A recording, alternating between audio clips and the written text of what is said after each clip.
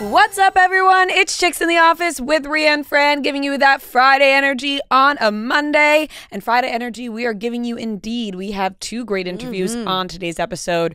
One with the one and only Dylan Efron. Yeah. Everybody's excited for that one. And of course, we have Grant the Bachelor as well. We are nearing the end of the season of The Bachelor. Kind of crazy, by the way. Flew by. Fast season. So we talked to Grant all about his season with the Women Tell All coming up tonight. So that is a great episode built for Friday Energy on a Monday.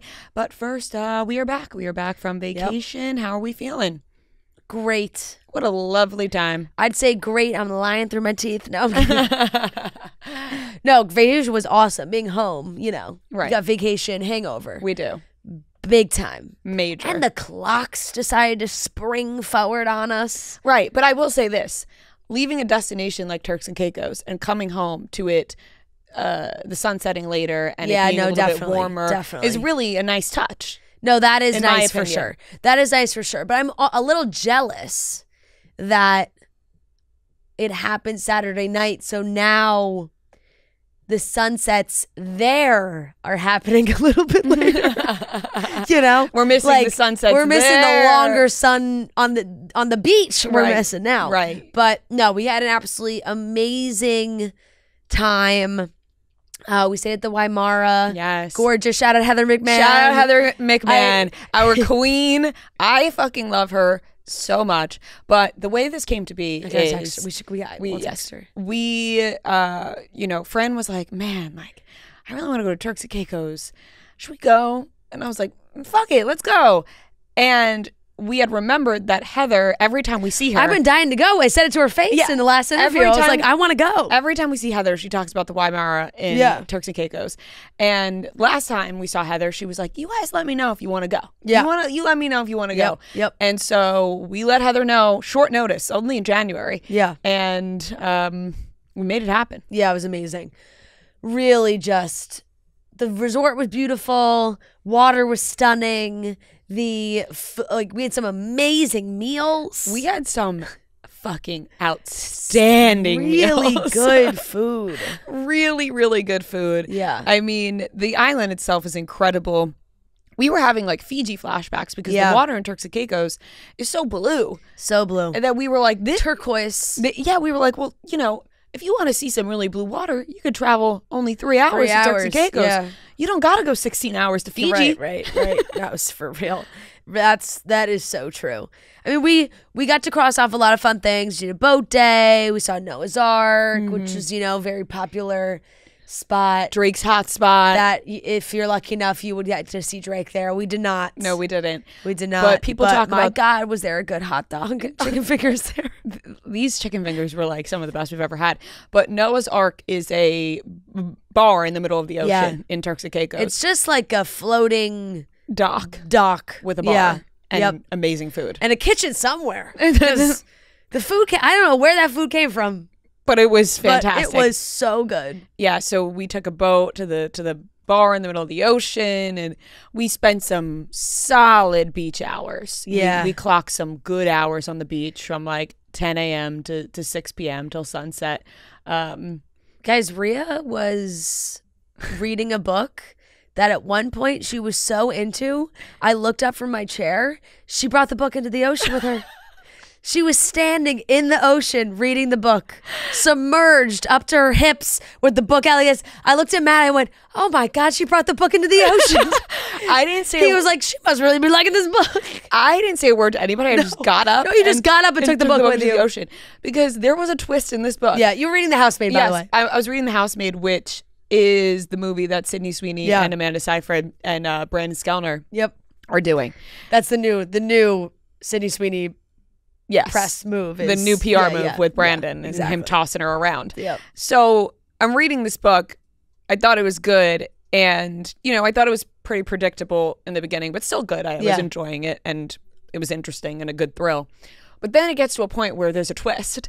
And I literally had to remove myself from everybody else and go read this twist in the ocean. I was like when you're reading a book and you don't like to think too far ahead because then it kind of spoil it for yourself a little bit.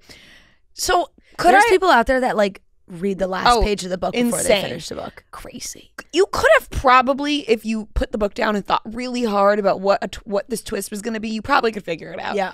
But I wasn't thinking that hard about it. So when it came across my desk, I had to go take a little walk into the ocean and just, read it all in there. But I was captivated. I had to immerse myself literally and physically into the ocean.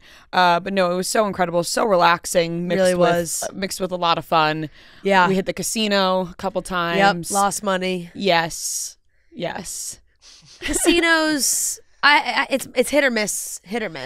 I was having a pretty good time. That is what they're quite known literally for. the definition of casino is a hit or miss. I had a pretty good time at the casino. I was on a nice run with roulette. I will say we haven't been in many casinos together. Mm-hmm. I got a real good sense of what Casino Ria is like, and you clearly it's like $20 more. Come on. Right. Yeah. There were some times I was like, she's not gonna stop. No, I know, and that is why I don't enter casinos often. Yeah, it's really vacation. Yeah. Ria is a casino Ria. Yeah. But yeah, all of us walked. The last time we went to the casino, all four of us walked out like, all right, we probably could have. We could have left maybe 30 minutes we got some earlier. losses there. We probably could have not shown up to the casino.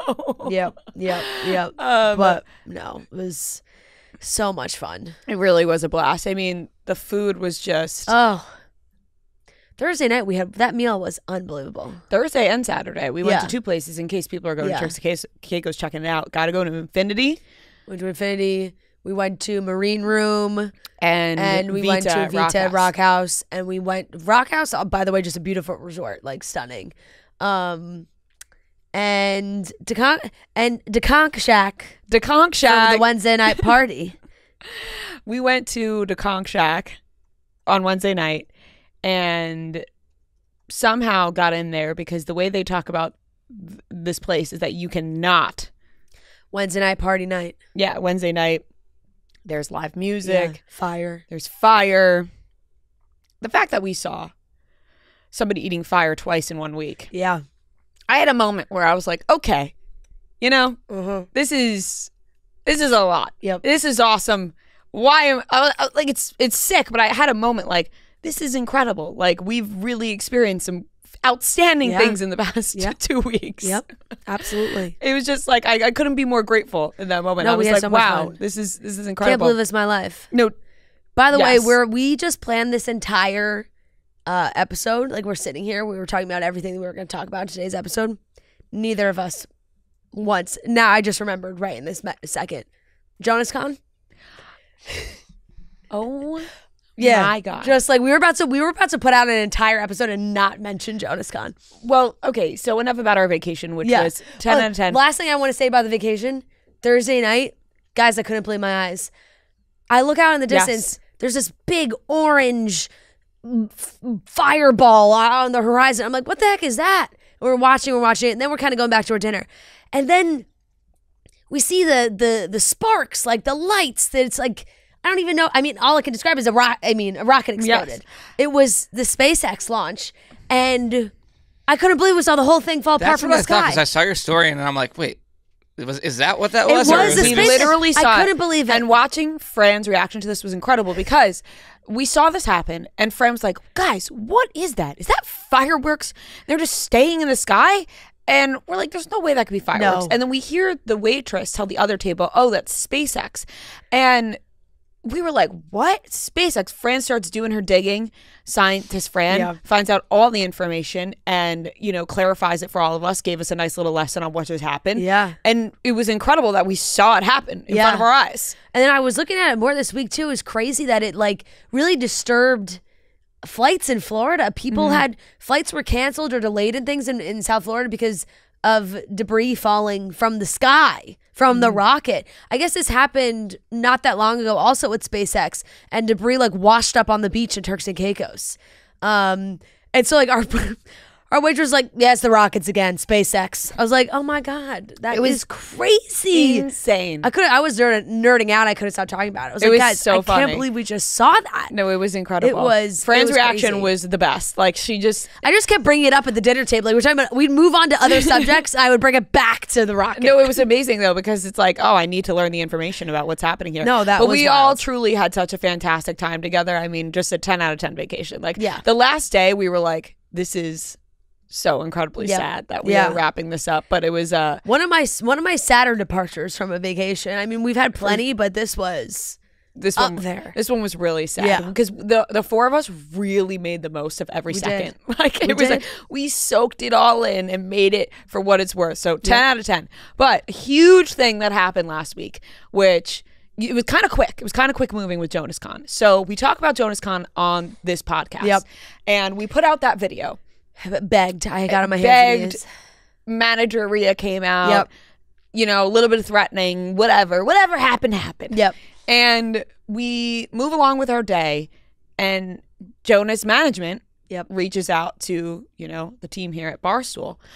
And they're talking about, you know, having us involved in JonasCon in some way. Oh, maybe you guys do a little live podcast at the bar, you know, something small. You know, maybe you have somebody on. I don't know if the brothers, you know, who know, they're busy that day. Who knows what's to happen?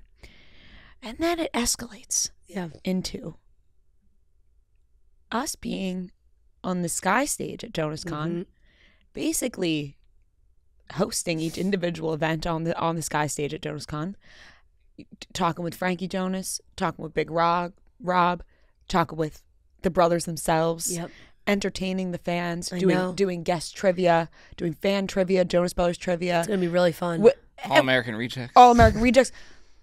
Jay Shetty. We're putting on an extravaganza. Yeah. And we are on the main stage of JonasCon. Yep. Because I've had some ladies reach out and say, well, where can we find you? Ladies, we'll be on the main stage. We'll be on the Sky stage. And so this was just an incredible, like, really whirlwind, because we had the call with the team the day before we left for vacation last week. We were not 100% sure when they were announcing whether it was going to be Wednesday, where we're going to put it on the podcast on Wednesday. We're going to wait till Monday. The announcement came out on Thursday. Yeah. And it just was like, whoa. Trying to take it in. Really no words. It's such an incredible experience, and we're honored that we get to be a part of it. No, I really had a LeBron me moment on the beach, like smiling through it all. Can't believe this is my life. Like being like, oh my God, it's so special. It means so much. I thank you guys all. So many kind messages.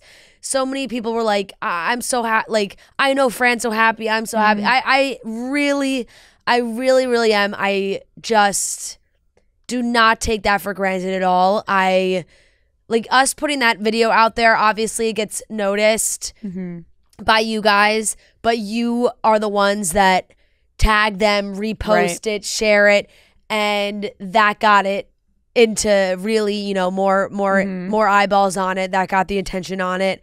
And to have this meeting and talk to them and talk with the management. Guys, I was geeking out, little inside baseball. I was geeking out because Garbo was in the meeting. And I played it really cool. Yeah, you did. And I hope he doesn't listen to this and think, oh my God, she was geeking out in that meeting. He might, but that's okay. I mean, if you're an OG fan, like they know. He knows I know that I know. Right. You know? We know, you know. He knows. Yeah. I know that he knows. I mean, we really do have the best listeners in the world, though. Yeah. They're truly the most supportive listeners, always behind our backs 1,000,000%. Anytime that we are like, oh my God, please, we want to do something, we have our listeners jump in and be like, you better let the chicks in the office in or we will cause a fit, which is honestly, mouths don't get fed. That is true. The most loyal, most supportive, the best ladies in the world that are always behind us and have our back. So we couldn't be more thankful for you guys, because we wouldn't be able to do a lot of the things that we get to do without our listeners. That's a fact. We wouldn't be able to do really anything without our listeners. So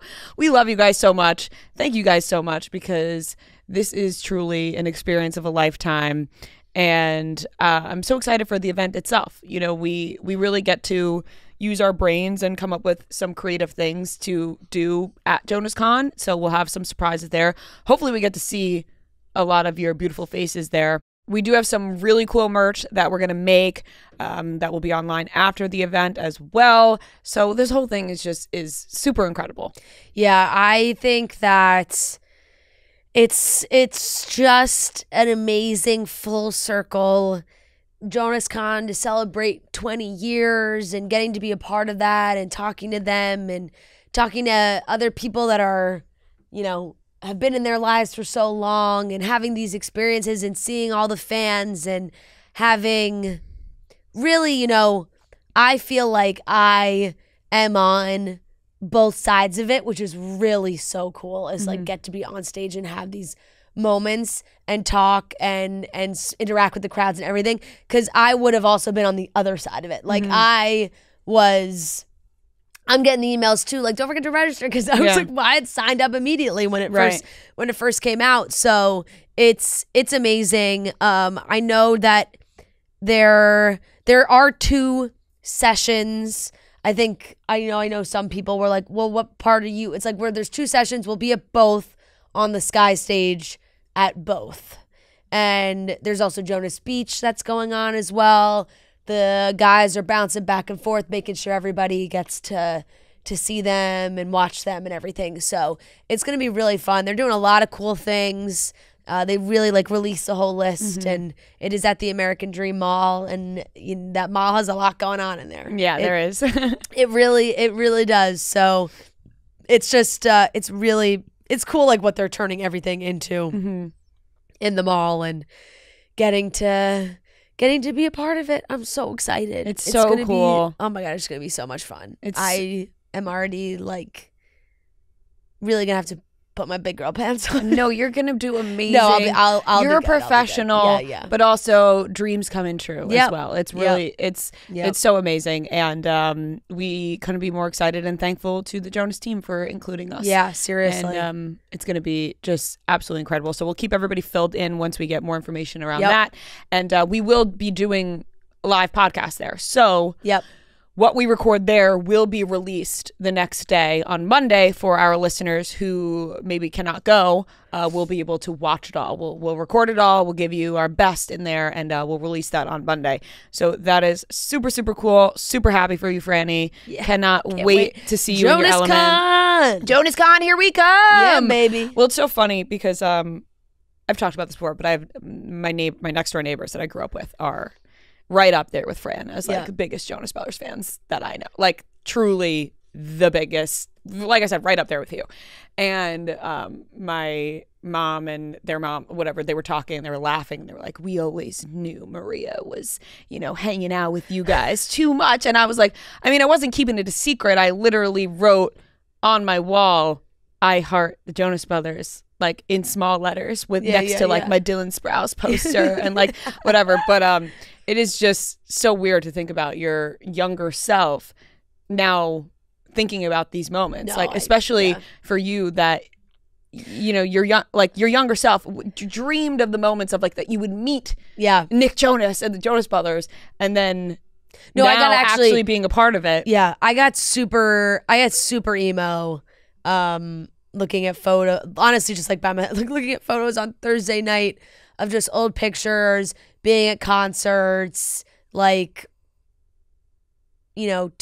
2009 was really when I was old enough to be at shows by myself, kind of that. It was our parents would drop us off and pick us up, and having those moments, or thinking about how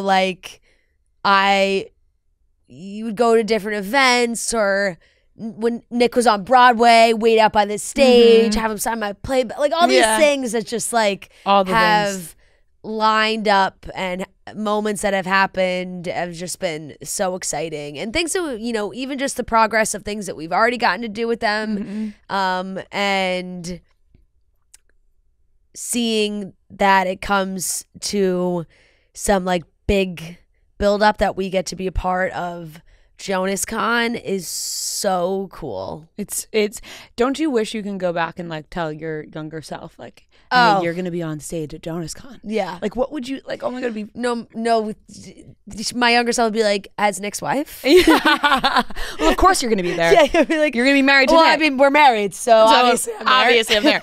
No, that's so funny. I mean, very funny story that Mare and Kim and Kel are my next door neighbors, and then Mare, their mom, when they went to a Jonas Brothers concert one time, right in the front, Mare caught Kevin's sweat towel and still has it. And she was like, we were talking about this, and I'm like, I think I have to tell. I either have to bring the sweat towel with me or bring this up in some capacity and be like, by the way, there's a 50-year-old woman out there that owns your sweat towel. Yeah. It's just so funny. You can bring it, put it, like hang it in a frame. And I'm sure there's some memorabilia that will be hung up in certain places. Bring it in a frame and have him sign the frame. Yes. That'd be epic. So funny. Oh my gosh. No, I can't wait. It is going to be such a blast.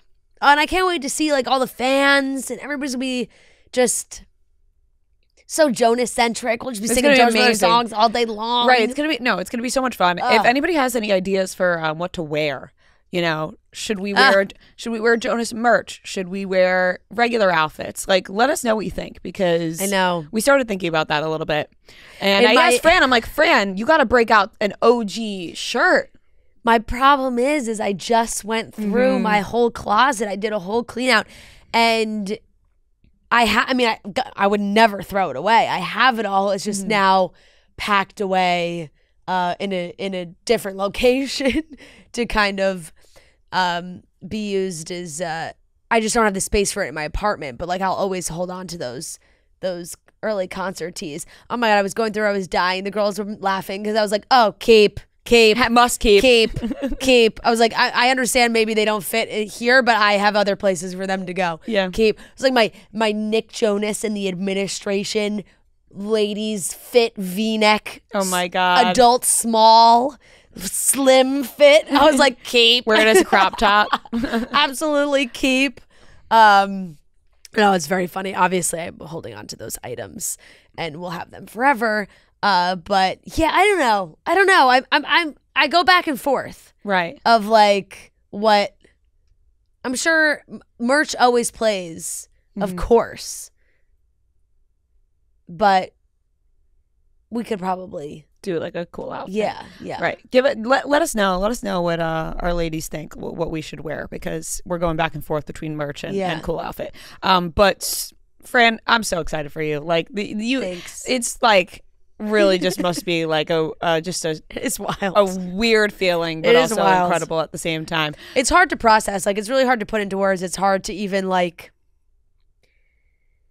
no verbal emotion can even really come to describe what the feeling is like, if that makes any sense. Yeah, it does. It's like hard to put into words. It does. I mean, I feel the same way, just being able to do these incredible opportunities. It never feels real. It never gets old, and we never take it for granted. Every single time something like this happens, we're like, us? What? Yeah. Like, no, it really is. And I've made fun of that before, like when I talk about people getting I just mentioned this, like when people get nominated for awards, I'm like, don't be shocked, like, don't be shocked that you were whatever. But we had that moment. Yeah. We've been doing this for 7 years, but still, when we get to do cool things like this, I'm like, what? Us? Yep. Like, it is just it's so crazy, and we couldn't be more thankful for the listeners for making it happen. So we'll see you guys. We'll see you at JonasCon, baby. See you at JonasCon. Super pumped up for what we have in store. So let's get into the rest of the episode.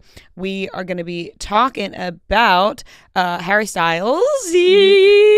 Harry Styles. Oh my God. That was a new sound. I know, because I'm so excited about this. Yeah. He is potentially locking in some dates at the Sphere in Vegas. I will be there if it happens. So please, we really need more information on that. The Summer I Turned Pretty last season will air this summer. Super exciting. Kylie and Timothée, at the tennis tournament in Palm Springs. Club Chalamet, none too pleased. Blake Lively and Anna Kendrick are doing a little press tour for another Simple Favor, and it is quite awkward, as you can imagine. And we have the weekly watch report. and 2 fantastic interviews with Dylan Efron and Grant the Bachelor. So let's get into it. Making it in time for McDonald's breakfast is one of the best feelings. You're like, oh my gosh, I made it. I'm not sweating the clock. Classic, Big Daddy throwback. That movie, he misses the McDonald's breakfast. You don't want to be that person. You want to make it in time for McDonald's breakfast, especially maybe it's a weekend, Saturday or Sunday. You wake up, maybe you had a night out, maybe you stayed in, but you're really craving something yummy and delicious and you want the McDonald's breakfast. You wake up, you order it in time. Nothing better. My personal favorite, McGriddle, some hash browns, some hotcakes, a high C. I call that a perfect McDonald's breakfast. But there are so many different options. You can also get a McMuffin. You can make a little breakfast taco with the big breakfast. You can do my hack, which is putting the hash brown on the McGriddle, or you can put it on a McMuffin, whichever you prefer. But the opportunities are endless with McDonald's breakfast, my personal favorite. And breakfast, we all know, it always comes first. So don't miss out on starting your day with a beautiful, delicious McDonald's breakfast. Wake up. It is time for McDonald's breakfast. This is super, super exciting news. It looks like Harry Styles is close to locking in 36 shows at the Sphere in Vegas, which would be the time that I would go to the Sphere of Vegas. I would 100%. Do anything to make this happen. This is such an incredible thing for Harry Styles fans to experience the luxury of having this man potentially perform 36 shows at the Sphere. And this is great because it's not like it's a part of a tour. He's finished his tour. Yep. This would be a nice little scramble of all his music. Residency. A residency at the Sphere. Like, this is so incredible. Please, Harry Styles, make this happen. I think, who wouldn't want to go see Harry Styles at the Sphere? It will be. I'm already stressed thinking about how to get tickets. That's where I'm already worried about. 35 shows, it's almost not enough. I got chills when I first read this news. I thought, what an incredible thing, because he just went on this long tour. I mean, 36 shows, right? It seems like a lot. In theory, is probably not even enough for all his fans to be able to attend. 35, 34, it's up to 35. Sorry, I keep saying 36. Right? Is that what I saw? 35 is what the was max. The number that was being reported. Okay. Hey, could be 45, but they might have to add a shit ton more. How many days do you think he could go? Oh, I feel like he could do. He could do 100 shows. Because how many did Adele do in Vegas? I mean, she was there for forever. Yeah. Much. Actually, I don't know what I think she did 3 a week, or did the weekends. Very intimate venue, I believe, where Adele was. Really? Yeah. It looked big. It wasn't at the that theater in the MGM or I don't know, maybe just because the Sphere seems ginormous that it feels so much bigger than anything else. But it's not as big because it's so much. It's so much screen. The first Harry Styles concert I ever went to changed my life, and I really feel like this one would again. This just, I mean, why do I feel proud of him?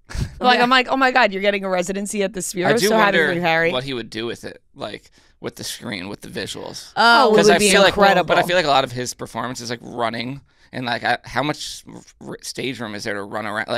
Maybe he wouldn't run so much. Performance, yeah. Yeah, but think about he could put himself on video. Yeah. And make hit, Yeah. I would imagine Harry would have some amazing visuals. Oh, they would come up with some. Maybe he would play some of his music videos. Yeah. Some of the cool music videos. That would be very cool too. Adore You. That would be a cool music video. Yeah, to play some on the screens. Oh, I mean, that's gonna get me. I know we were joking not that long ago about how it's Fish, Grateful Dead. That's everything that's been Backstreet Boys. Yeah, Harry Styles will get me to the Sphere, no questions asked.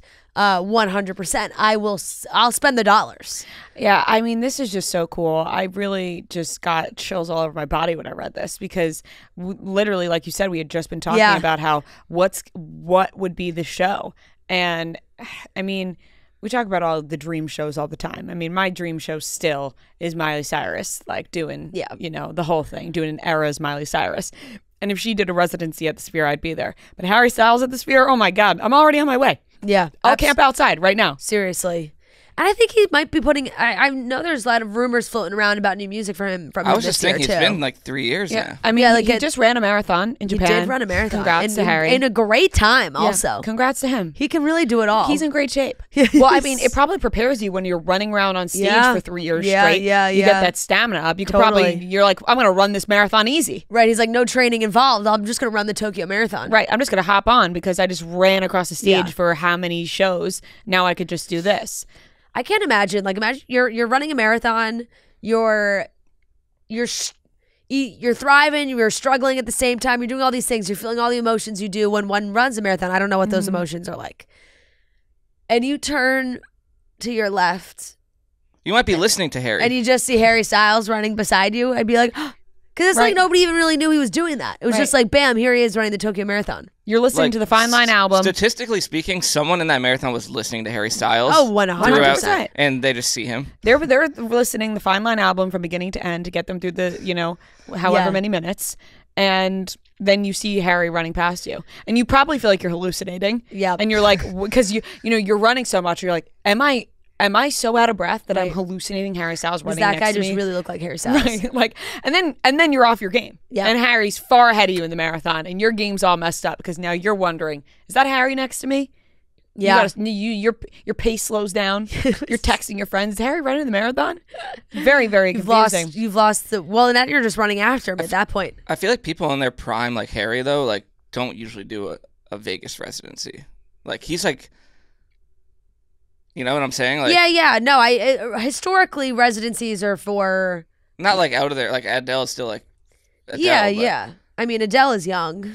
No, she is, but it just seems like it's an interesting move. I would almost say like kind of random. I'm all but I think all that's happy kind about of what the Sphere was like made for. Yeah, you know? I feel like the Sphere is sort of random. Yeah.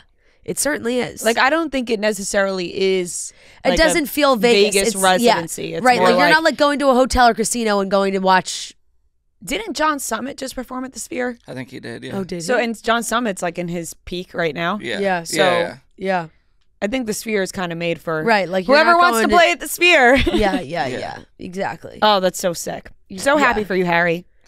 We went to a restaurant for Gia's birthday to Vinyl Steak, and they have like this massive collection of vinyls and everything. They play it in the restaurant, and because it was Gia's birthday, they're like, "Yo, you can pick an album to play," and she got to like look through everything that they have, and very, what you would expect, like rock and roll vibes, like all. There was no Taylor Swift, which was what she had initially looked for.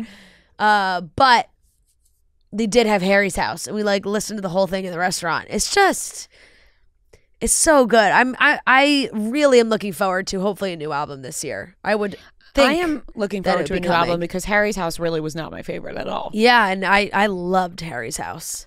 So, I love all three. Yeah, I mean they're all Yeah, I mean the first one is also incredible too. Yeah. So well, congrats, Harry. We are rooting for this to be true because if it's not, seriously, we will be. Imagine if they're like, nope. That was a lie. Yeah. I'd be quite disappointed. Yeah, that would suck. Dreams crushed. Moving on, The Summer I Turned Pretty, the last season will air this upcoming July. The final wrap to this show. It was weird summer not having it aired this past summer. I think people missed out on that. No season of The Summer I Turned Pretty feels like it was terrible. It feels like a strange summer. Now this summer we'll be getting the last season, and excited to see where this ends up. Well, the books, people know. People know, but I didn't read the book, so I don't know. Yeah. I do know. Yeah. And it makes me more excited to watch. Because when it just gets the anticipation. And it was so nice when it was like year after year. It was like you knew it was coming, and then it sucked that we didn't get it last summer because I'm just dying to get the end and the way it all wraps up and the things that happen. So I'm very excited for the third season. My favorite lately. I just get chills every time. And the place with like the Taylor Swift song plays and you're just like, oh my God, it's coming back. My favorite lately is the talks about how fucking crazy it is that she really is bouncing back between two brothers. Two brothers, yeah. Like, as a show, as a book, it's perfect. It's the perfect story. But people really love to put it into like real life context. Real life things lately where it's like sometimes it's just nice to pretend that things they're not real life, so we don't have to act like this is real life. But people are like, It really is fucking crazy that she's just going back and forth between two brothers. It is. It's a crazy back and forth. It definitely is. Like this wouldn't fly in real life, but we don't have to act like it would because it's not. It's not real life. No, you'd be like, wait, I thought you loved him forever. Now you're going to date his brother? Like, are you well? Right. No, people would seriously be checking in. Yeah. Yeah, for sure. For sure. It would. But honestly, seeing the announcement again, really, like, I think I gotta do a rewatch. Rewatch for sure. And I watched the first season like multiple times because when it first came out, I watched it so fast. Mm-hmm. And I was like 6 months later, I watched it again. And before the second season came out, and then the second season I only watched once. Mm-hmm. So I think I had to do 1 and 2 over again. Mm-hmm. Ugh. I remember the first season that I watched. I was like, this is the worst best show I've ever seen. Yeah. Like it was bad but so good, and that's the kind of TV show that is right up my alley. Absolutely, like that is the perfect show. Absolutely. I do have to do a rewatch for the second though because I kind of watched and sort of forgot about it. But I hope July's got to come back. I can't wait for I need like a trailer. I can't wait for them to release a trailer drop. What Taylor Swift song do you think they're gonna use? Ooh, So High School.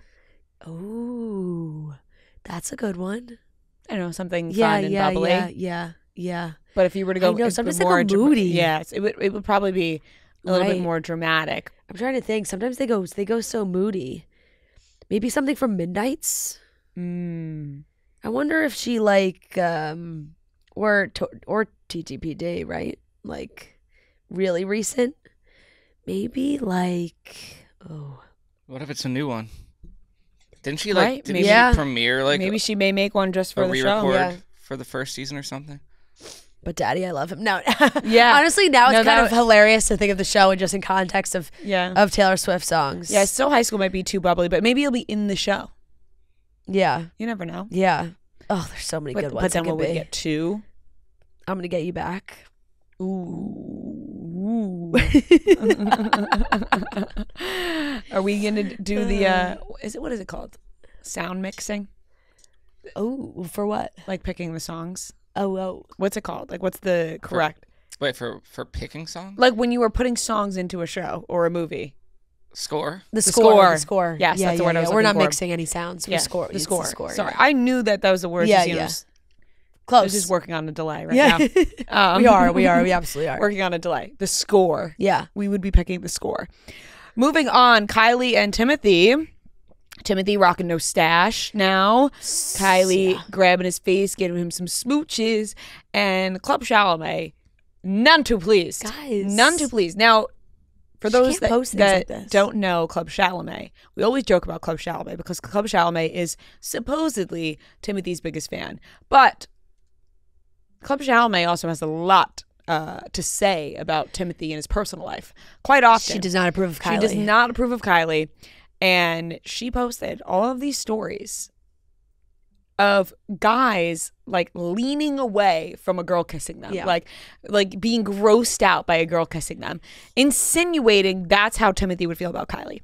Now, I think one thing needs to be made clear to Club Chalamet is that Timothée Chalamet really likes and possibly loves, because they've been together for a few years now, Kylie Jenner. Yeah. They are in a full-blown relationship. He brings her everywhere. They do all the events together. They show each other lots of affection. They have a legit relationship. Yep. That Club Chalamet refuses to acknowledge is real. She does. If she was a true fan of Timmy, wouldn't she be happy for him if he's happy? Yeah, I don't. What? No, not. What is her reasoning? I think it's just the reputation of the family. I think because she was fine with like his past girlfriends. Well, I don't know. Club Chalamet really only came on the scene for me during this Kylie era. I don't know what she was like during the previous relationships. The Lily Rose Depp era, the Isa Gonzalez makeout. Who knows? But I'm sure she didn't approve of those. I think Club Chalamet won't approve unless it's her. Right. I think Club Chalamet also for will some have context, a problem. Club Chalamet is definitely an older woman. Club Chalamet is an older woman because she had that post. I mean, she has a picture of her face on Instagram. And she had that very bad 9/11 post. Yes. I don't remember that. I don't remember it exactly, but it was something along the lines of her talking about getting offered a job in the building and not taking it. Yeah. And so people were like, oh, she was old enough to be working. That's how people figured out her age. Right. Was from that post. I think it was either this past September or the September prior when she posted about it. But it was it was a sort of an insensitive post where she was like, I wasn't there because I didn't take the job, sort of thing.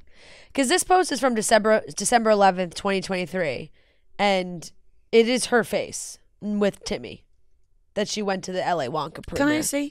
And it is. I've actually never wanted to see her face. It's pinned to her profile. I've never. Yeah, I mean, that's her. Yes. Yep.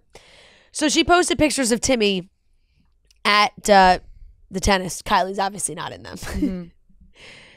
Now that all the reshoots for Marty Supreme is complete and that crummy award season is over, Timothée was spotted at Indian Wells watching tennis. Life goes on.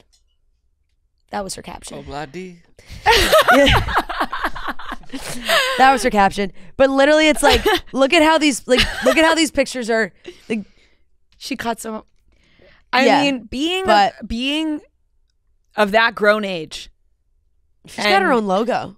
Being of that grown age and acting Double C, probably cool. And acting the way she does towards Timothée and his relationship, is a bit worrisome. I would buy Club Chalamet merch.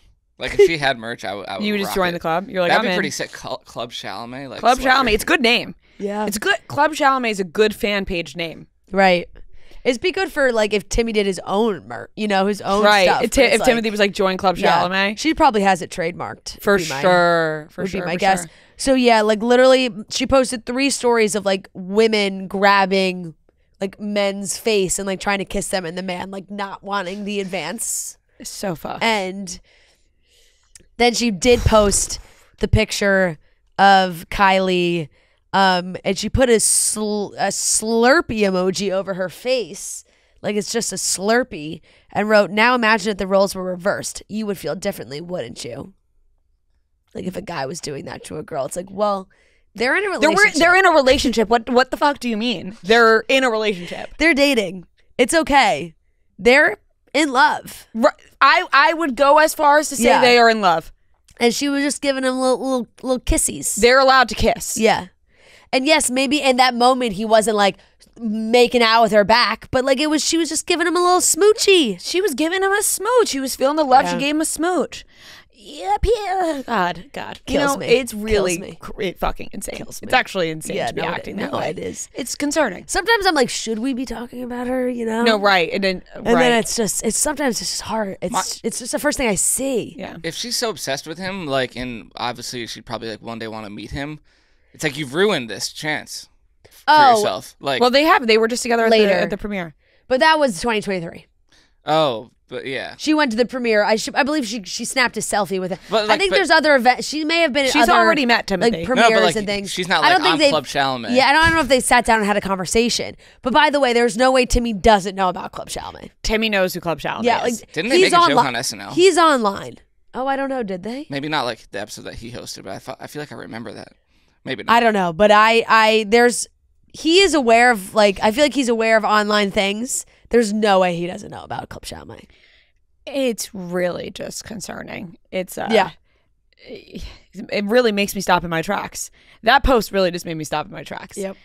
Like Kylie can't just give him a little kiss. I know. A little smooch. I know. Meanwhile, everybody else saw the pictures and we're like, oh, so sweet. It is sweet. I really love their relationship. I love that they did a little trip to the Palm events Springs, together. Little Indian Wells. Well, speaking of Indian Wells, that's where Matt was, playing against Djokovic, which is insane. I mean, one of the best tennis players in the world. Ever. Literally ever. I will preview the video. It's insane. Yeah, it's great. Like, I'm so happy for Matt. Like, truly just incredible. Like, really, actually insane. And he really, like, looked like a professional tennis player. Let me tell you. When he had the bag on, his back with the racket. Signing autographs. And fans were autographs, everything. Like, I was like, he really looks like a famous tennis player right now. He does. He looks the part. He plays the part.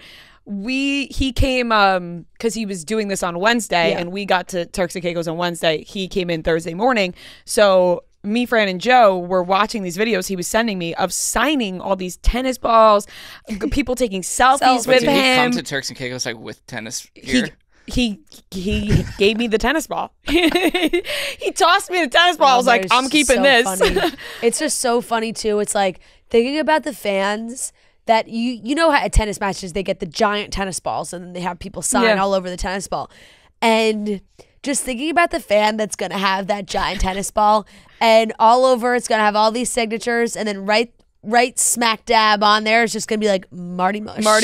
But Fran and I were saying he should go by Matt Cahill for tennis. I said he should have signed the autograph by Matt Cahill to be like Matt Cahill, famous tennis player. Right. Because Matt Cahill sounds like he's good at tennis. Right, exactly. Marty Mush. They're like, oh, who's this funny tennis persona? It's like, go by your real name for tennis, and who knows what's to happen. But the videos were so fucking funny, so good, and seriously amazing. When it comes out, everyone has to watch that. Like, truly no words. So happy for him.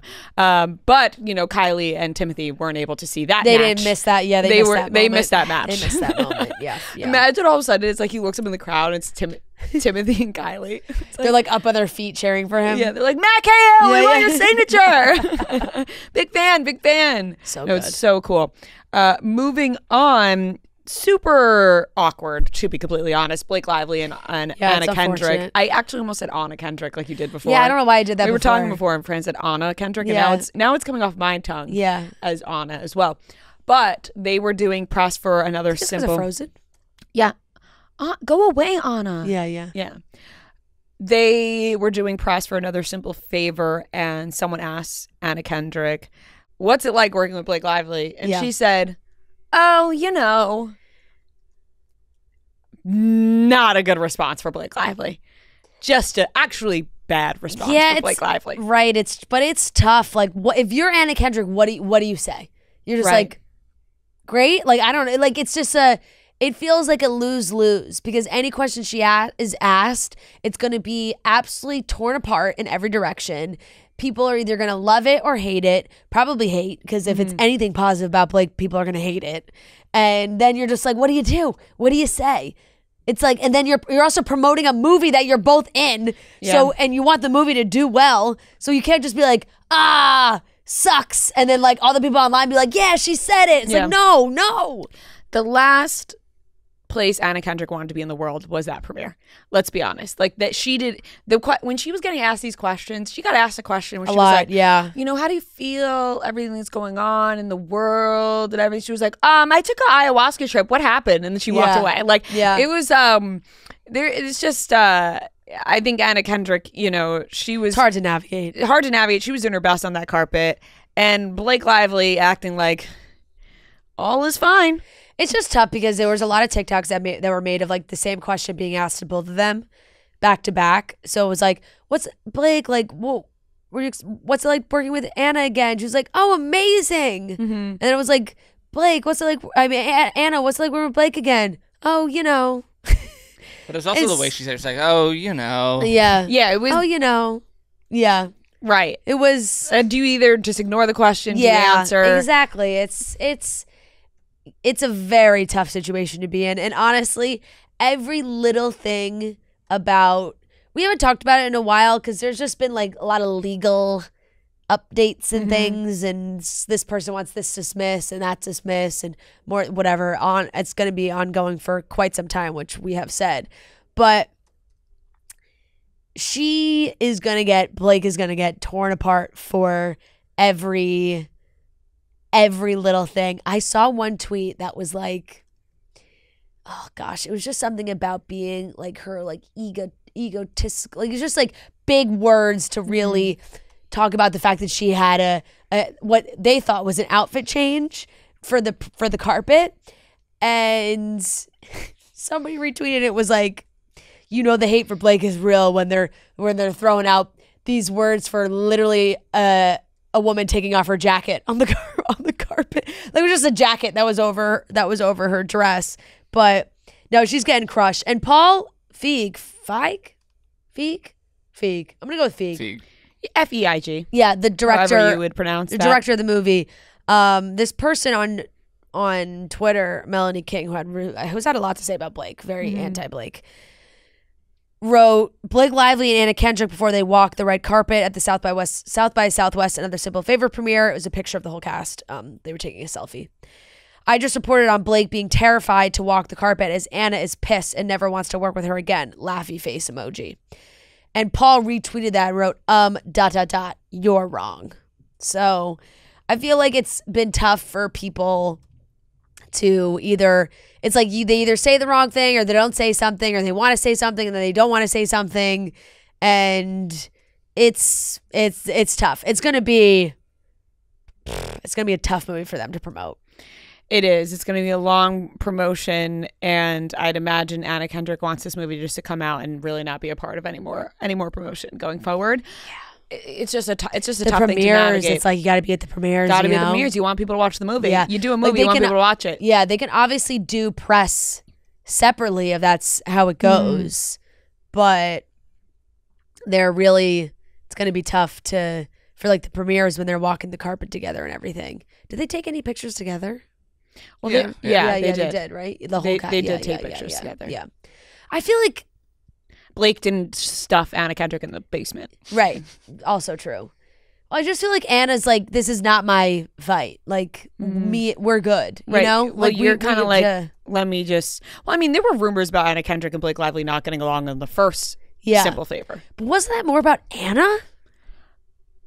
I think it was just they equally just didn't get it. I don't. You never know when people talk about the stuff on set. But because I like we had Anna Kendrick in here. I loved her. I thought she was I loved her too. But amazing. Maybe, but there has been rumors about her being tough for years. But maybe that was Blake's camp putting it out about Anna before Anna could put it out. I'm saying before that, like really? Not during this time. Like I'm saying way before that. So. And I thought Anna was awesome when we had her. She was come in incredible. Here. She was one of my favorite guests we've ever had. Yeah. She was really, really We should get her back in to talk a Simple Favor. Yeah, we should.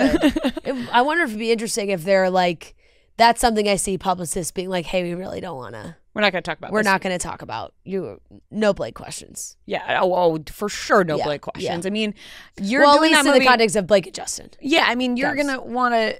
You're doing that movie. You're Anna Kendrick. You don't want to go into an interview and have everyone just ask you about that. You're totally. Like, I'm in this movie. I'm an actress, also a director now. Ask me about myself. We don't have to fucking talk about this. Totally. That you're going to set some boundaries on that. And I think that wraps up the topics. We'll see what happens with. I will watch the movie. You know, trailer looked good. I really watched it. The trailer. Yeah, I really liked the first one, and a beautiful scenery. Look good. Yeah, I'm not opposed to watching a movie in Capri. It looks stunning. For sure. Beautiful scenery. So, all right, that wraps up the topics. My personal favorite hair products come from Ouai. I've been using Ouai for years now. The leave-in conditioner is absolute staple, especially for a beach weekend. You don't feel like doing your hair, but you get out of the water, you get out of the pool, get out of the ocean, you want to spray your hair with some leave-in conditioner. That's my trick. I like to protect my hair with the leave-in conditioner. Spray it in. They also have the wave spray that you don't want to put hot tools to your hair, just do a little wavy texture. Beautiful wave spray. Also amazing body creams. I love the body scrubs, detox shampoo if you're using a lot of product in your hair.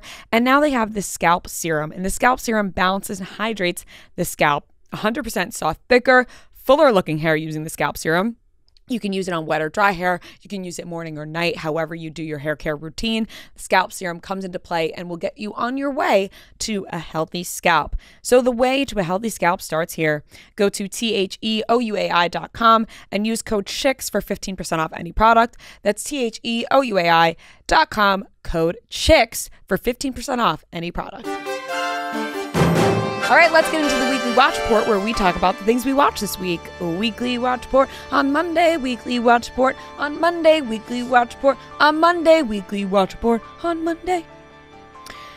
Traitors, we talked about a lot with Dylan, so we won't really do much talking about it here, but solid. Really happy with the ending. Really solid for the good guys of the show. I thought it was just poetic, and I was happy for all of them individually for winning that. And what a shock that Brittany wrote Danielle's name down. Once again, she did it to her. absolute stunning turn of events, but incredible television. I didn't need any drama from the rest of the Faithfuls because I thought that alone did enough. Absolutely. I agree. We didn't need any more drama than that. It was good because it really did feel like the Traitors did just kind of turn on each other the whole season. And the Faithfuls really stayed faithful and loyal to each other, which was like a storybook ending, really. It's like once the Traitors like showed themselves or played their cards and everybody could see, it was the Faithfuls were like, okay, we got you. It was quite beautiful. It was. I thought it was a solid ending. I loved seeing them share that moment at the end. I did too. I was so happy for them, especially like, oh, congratulations to Gabby and Robbie, who are married, by the way. That was so cool when she talked about when Gabby said maybe we'll get married, and now they're married, which is so cute. So happy for them. They are the cutest and so funny together. Absolutely love. So happy for Gabby. Congratulations. And then just like Dolores, Dylan, Ivor. It's a great group of people to win. So congratulations to all of them. Solid A all around for Traitors. Fantastic season. It really was. And I thought the reunion was good too. Yeah, reunion. It was good. You know, the I said, you know this, but Thursday night when we came home, I was like, I gotta back to the hotel. I was like, I put my VPN on to try to watch the episode. And when Joe was out on the balcony, and when Brittany flipped and it said Danielle, I yelled, "Oh fuck!" Mm-hmm. And he like threw the door open and was like, "Oh my God, are you okay?" Like so worried for me. And I was like, then he looked at where I was on the bed with my iPad in my lap, and he goes, "Oh my God, was it the Traitors?" And I was like, yeah, sorry. He like looked at me, didn't say a word, just closed the door again. Big moment. It warranted the reaction. I like almost full blown screamed. Yeah, like, I mean, really warranted the reaction. It was insane. Incredible television. I love the reunion too. It was fun. I love that Andy Cohen does the reunion. Oh, who else would do a better reunion than Andy? I like that he called out Dolores like immediately. He's like, you got 8 out of 10 votes wrong. Yeah. But you're just comfortable with Dolores. Yeah. It is, and I just love Dolores. So no matter like, even though that was the way it went for her, when she was talking to Carolyn and she was like, "And you're like number 7," like so serious, like you're like number 7 on Cameo right now. That's huge. Like, yeah, Dolores is so sweet though. So sweet. Oh, I love her. I really do. And it's, you know, there's some silly parts. I feel like the housewives do try and stir it up a little bit, and it's like, fine. Right. But I thought it was that's good. their forte. Yeah, it is. Summer House, I will give like a B-.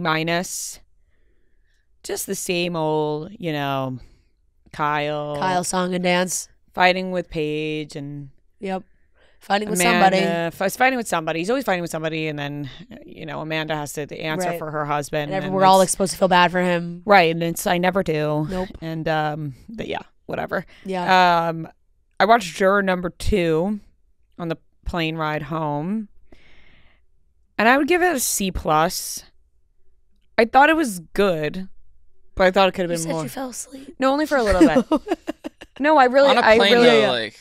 No, I just was in and out a little bit. I think it would move even slower because I thought it was. Yeah, no, but I saw a lot of it. Fell asleep a little bit in the middle, but I still saw a lot of it. It was good. I just felt like they could have done more with it. Like I liked the premise of it. Yeah, but I thought it was a little slow. It definitely was. Hence, I fell asleep a little bit. Definitely was. Also, I watched Conclave on the way there and fell asleep. Also warranted, I think. Maybe you shouldn't watch movies on a plane. No, the beginning. And here's the thing: the first 45 minutes of Conclave moved pretty slow for me as well. I actually don't usually sleep on planes. I'm not gonna lie, I dozed off a little watching the beginning of Conclave. I was interested, so I kind of was bummed that I fell asleep on the way there. So I can't grade it because I fully fell asleep. Oh, it looked like the Pope was participating in some Ash Wednesday activities. Yeah, it seemed like he was. Yeah. And that's it. Yeah, my weekly watch report this week is like things that I want to watch but haven't watched. Right, I have I actually was going to come with a list of things. Yeah. Oh, I watched The White Lotus last night. Yeah. Oh yeah. I have to be completely honest. I am bored. I actually liked this episode the most. I mean, yeah, it was the most. I think it's hard to like. I know it's picking up. Yeah. And so I don't hate it. I don't dislike it. It's just not as the other seasons I feel like picked up a little bit more, a little bit quicker. This last night's episode I think picked up the most. And so we're obviously onto something here. I'll give it a B. It's just still a little bit slow. Yeah, definitely. But I do enjoy the dynamics of each group. Yeah. Like I really do enjoy all the group dynamics. But I'm the ending of this episode, I'm like, what's gonna fucking happen at this moon party next week? So with that, the ending did get me. Yeah. The writing is just so good that I was I had some LOL moments where I was like Parker Posey has been so good. She is so, every time she opens her mouth I laugh. Wait, no, it's so good. The mom. This mom. Oh, the mom. Yeah, she's really good. I mean, the group of 3 women hilarious. I mean, all of the dynamics are great, and the writing is really, really good. Yeah, I'm just like, yep. You know, there were a couple things this episode where things happened, but I want something big. This season is different because a lot of it is like happening outside of the White Lotus, like in terms of the dad, like all that drama is like not happening inside. Like we don't even know what's going on. Right. I think that's why I'm like, but I will say theme song grew on me. I'm really feeling the theme song. Yeah, and they threw the OG in there towards the end. Yes. The end of the episode, they put the original, which was great. I would give it a B as well. I'd actually give it a B plus. White Lotus. I'm very intrigued. The full moon party is going to be epic. Insane. Yeah. But like just the scenery is incredible. Oh yeah, it's the making visuals me really want of that boat going through the water with the islands and oh my god, it looked stunning. I was cracking up when the ladies went to the other hotel and it was like all old people and she was like, like disgusted by all these, by the older people. And yeah, the dad like getting the gun, I was like, like there's just like all the little things are starting to line up for sure. It's gonna pick up next week. Yeah. Gary Greg's identity being kind of unveiled and having that happen too, of putting those pieces together. It's all gonna be very interesting. I have so much that I want to watch, haven't watched. Like we were on vacation. But I watched My Fault London on the So did I. I watched My Fault London, which I've gotten a ton of DMs about, of people being like, "Friend, you gotta watch this movie. It's right up your alley." It was. Same. It absolutely was. I loved it. I watched it, and then you were like, "I'm watching My Fault London." I was like, "Oh, I watched it," and you were like, "Oh my god, we didn't even talk about it." I was like, "You didn't even tell me." I watched. I cozied on up on Monday or Tuesday night, and I watched it. I'd give it a B. Like I enjoy. Like it was. It's obviously silly, but I enjoyed it. Very silly, but enjoyed it, and also London. You know, anything like you'll sell me with anything with London. Yep. And like. Yeah, the whole premise was wild. But when I first saw the premise, I was like, "Oh boy." Yeah. Exactly. And it just kills me when that like happens and the parents are like, "Oh, like yeah. Run under your noses. They're getting pretty close, don't you think?" Right. Your son just risked his life. He got stabbed. For your daughter, and you don't think maybe it's a little son, and like they're like, "Oh my god, they must just really have connected as siblings." Yeah, yes, and then you're like, not quite. I don't know about that one. Right. He's speeding off to save. Like he seemed pretty fucking upset. Yes. You know?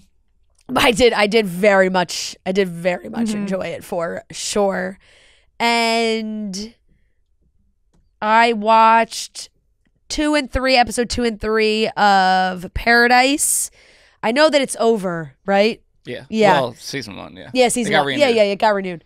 But I'm really liking it, honestly. It's giving me that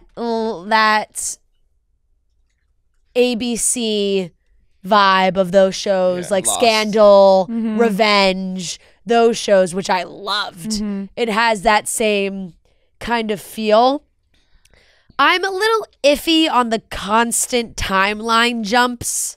It's hard to like follow. I look down for 2 seconds, all of a sudden it's 12 years ago. I'm like, what time? Where are we? You know, where it goes back and forth. But it's good. I hope I don't deter you with my finale review. Oh, well, you won't. Because I now I'm locked in. You have to look forward to 7 at least. Well, so now I'm locked in. I need to know what happens. You know, like I need to know what is going down. So 2 and 3, I'll give a B+. I enjoyed it. I thought it was good. I think I just watched episode 3 this week of Severance, season 2, episode 3. It was like last Monday night, so it's not super fresh in my brain. I can't even really fully remember what happened, to be honest. If we're gonna be there, so gosh, I don't even really remember what happened. Well, clearly you loved it. Yeah. I just remember seeing people talk about season 4. Episode 4. So the whole time I kept thinking like, oh, I wonder what's going to happen in episode 4. And I was just kind of like watching episode 3. Oh, wait. Just kidding. It's coming back to me now. He's getting all reprogrammed the end of episode 3. Oh, what's it called? I thought that was very, yeah. I thought that was very interesting.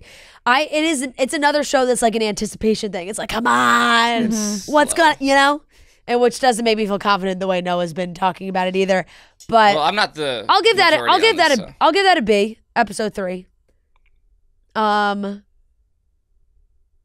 I gotta finish Love Is Blind. I can't believe I haven't even seen any spoilers yet, which is shocking. I'm sure I will very quickly. I watched Ocean's 11 on the plane home. Classic. It was really just in the casino mindset, you know? Really good. Are they making another? Did I see that? Oh, are they? With the original cast? Or am I making that up? I feel like that would have been bigger news if they were bringing the original cast back together. I didn't see that. Yeah, I mean, this says, they're talking about it. Oh. George Clooney says new Ocean's film is about the gang being too old to do the jobs. Oh. Damn. Interesting. It's an interesting way to go about it. It's like, we're making a movie that we're washed up. Yeah. That's an A movie. That's sure. It's a fantastic movie. And to be honest, I've seen like bits and pieces of it, but I don't know. I can't remember the last time I sat down and watched it start to finish. We talked about it because when I said I watched it the first time, you were like, I don't know if I have. Yeah, I don't know if I. So I enjoyed it. It really made me want to watch the rest. Yeah. So I'm gonna have to do that. Yep. I definitely have not seen 12 or 13. 12 is great. Yeah. 13's awesome too. And 13. I think all of I think it. If I had to order it, it'd probably be. I don't even remember 12 that much. It'd be like 11, 13, 12. Yeah, maybe 13 was what I'm talking about. I forget. Maybe. That's it for me. Okay, The White Lotus. Just for the last 2 episodes, I'll give it B-. Like I actually am enjoying it, but it is slow. Yeah, and it's hard to not compare to the last 2 seasons, where like at this point, for sure, I feel like it was more locking you in. It's always enjoyable. It's just not every season is going to be like right off the bat. A lot of the season is just like feeding you anxiety, I feel like, with this dad and everything, where it's like hard to not feel that way, where I'm like, Jesus Christ. You know what's funny is I watch everything with the subtitles, and The White Lotus really can just be summed up as every few minutes it just says suspenseful music plays. Like that's and it comes up every time. It was like, and especially this episode, it was like suspenseful music, eerie music, suspenseful music. Right. I like how the youngest brother has no backbone. Like she's like, please be there for me tonight. Like I need you at dinner. And then like 5 minutes later, he's like, I'm going to this party. Well, he's just following Saxon, you know? I mean, they're really heavy on the hear no evil, speak no evil, see no evil. Yeah. Like that's heavily influenced, especially they legitimately pan to the monkey of it right after the scene of that family. So who knows what's going to happen? The writing for Saxon is out of this world. It's crazy. Like, when he had it was the, vulgar, the cum line. I was like, no. I mean, there's some crazy lines. I mean, they showed the monkeys with the hear no evil. Yep. And then Amy Lou Wood had a line where she said something in threes. She was like, threes are always, and I was like, okay, these 3 siblings are gonna have a threesome. Yes, that's like there's something's gonna happen with these 3 siblings together. I don't know about her. Yeah, she feels out of it. He's gonna hook up with that. But the 2 of the brothers. No, but the girl, I think Piper is interested in Locke. Like I think Piper likes the younger brother. I don't know. I think Piper's like, you guys are gross. Yeah. I don't know. We'll see. I We'll see. hope not. Yeah. Joe goes, that gun looked pretty small. Perfect for a monkey. Could be. Paradise finale, I'll give a C+. Like, it just fell off a cliff for me after episode 7, which I knew it wasn't going to be as good as that. But how many episodes was it? 8. Okay. Oh, okay. But it just... The finale there was like a wrap-up bunch episode? of things that were just so ridiculous in this finale, and it kind of just seemed like thrown together and being like, oh, well, we have a season 2. But, yeah, I don't know. I did not like how they wrapped it up. And, like, it just felt way cornier all of a sudden, where, like, 7 was incredible, and then 8 is just like, what the fuck? Yeah. Which I was disappointed. I've been Paradise's biggest advocator. You could still be the biggest. I hope they come did see back. that. I think that they're going to air the episodes on ABC now. Oh, I feel like that. I don't know why, but I feel like that's going to make the show worse. I mean, if they're like airing it on all this. It's network. I mean, it's all Disney. So yeah, what's I don't know.